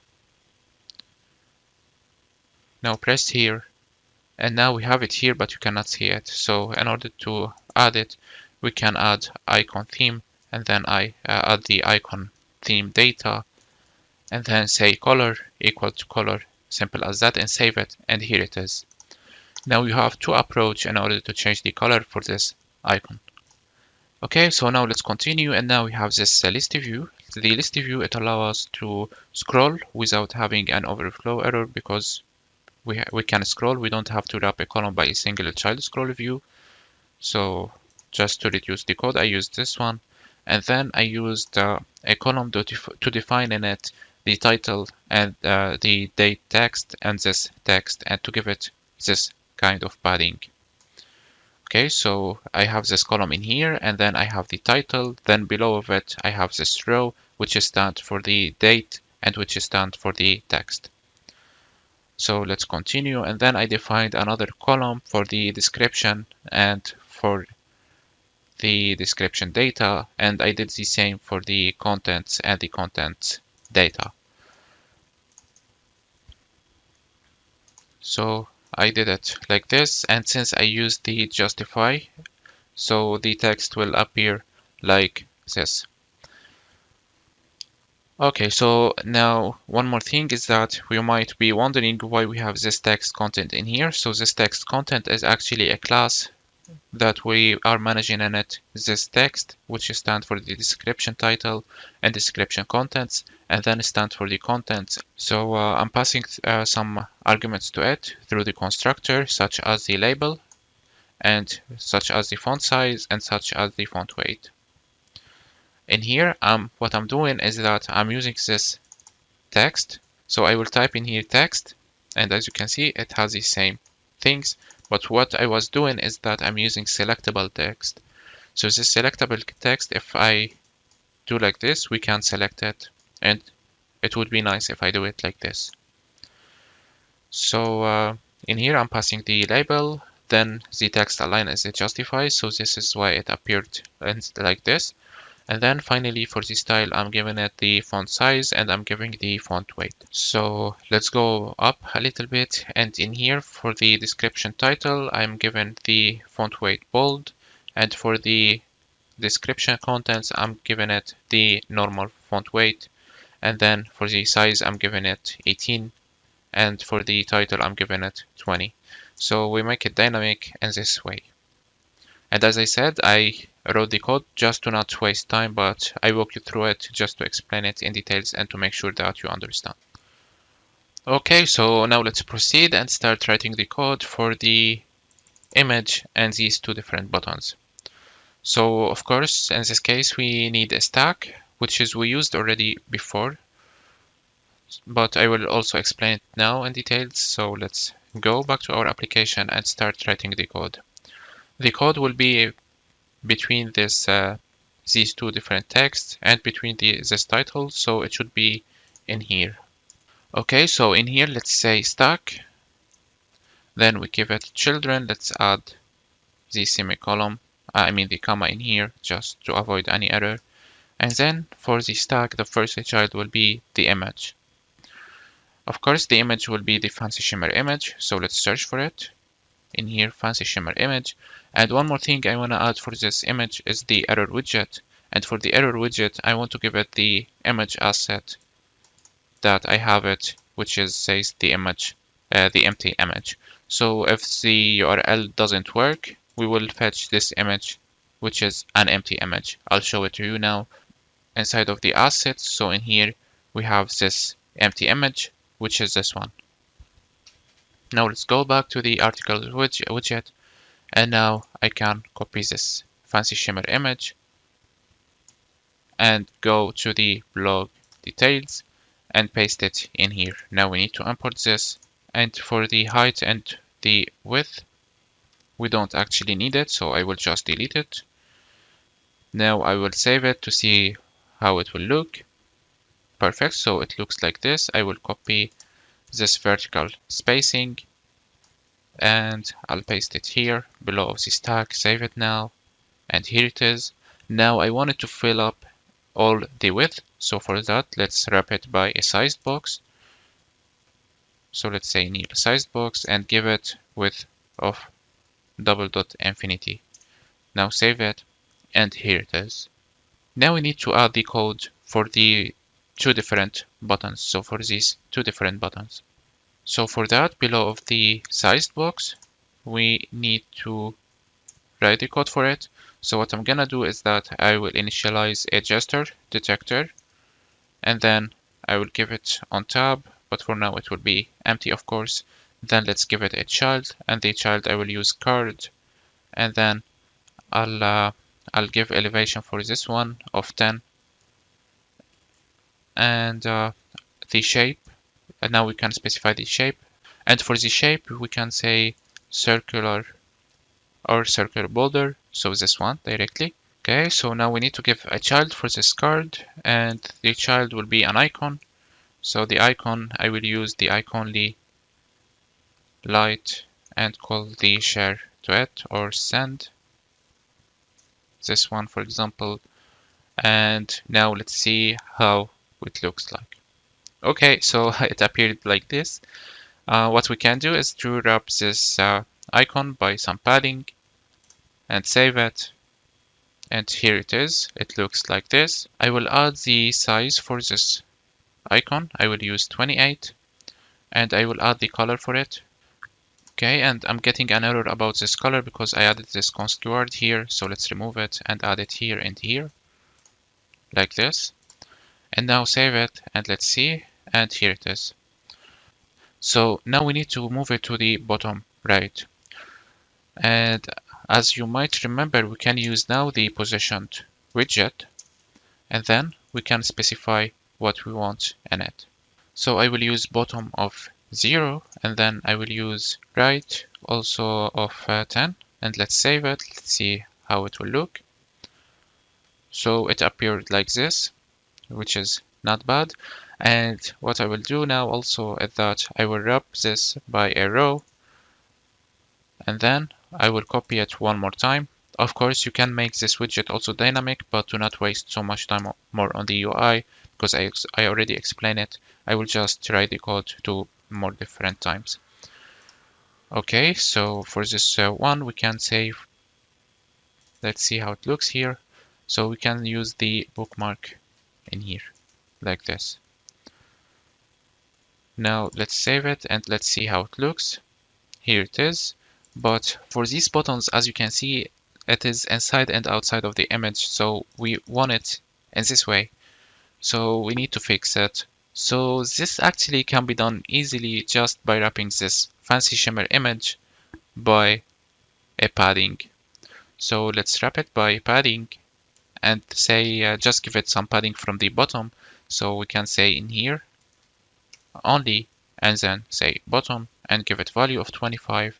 Now if I save it, it should work. Here it is, it's working just fine. Now we can wrap this row also by some padding. Now save it. Here's how it looks, but I prefer the symmetric and just give it, or actually we can use only and you just give it from the right value of 10, for example, and save it, and here it is. Okay, so I hope that it's clear for you now, and in the next tutorial, we will implement the animation for the image. So while the user is navigating, we will allow him to navigate like this. Before that I end this tutorial, I want to add the functions also for the top trending. So I will add the error widget also and go to the top trending. So in here, we already added the error widget, but we need to allow the user when he presses on it to navigate to the new screen. So let's go to the article widget, and then I will copy this function and go to the top trending, and now I will paste it in here. And then one more thing is that I will get also the Webview one. So let's search for Webview, and I will copy this, go to the top trending, search for link, and now we need to use our function in here also, and now import it. We can get rid of this async keyword, and now import this, and everything should work for this widget also. Now if I go to our app and press on it in here, nothing is happening, but if I restart our application and press on it, it must work. So let's see now. I go to the in-app news details, and here's the one for the Webview. So that's it for this tutorial. I'll see you in the next one.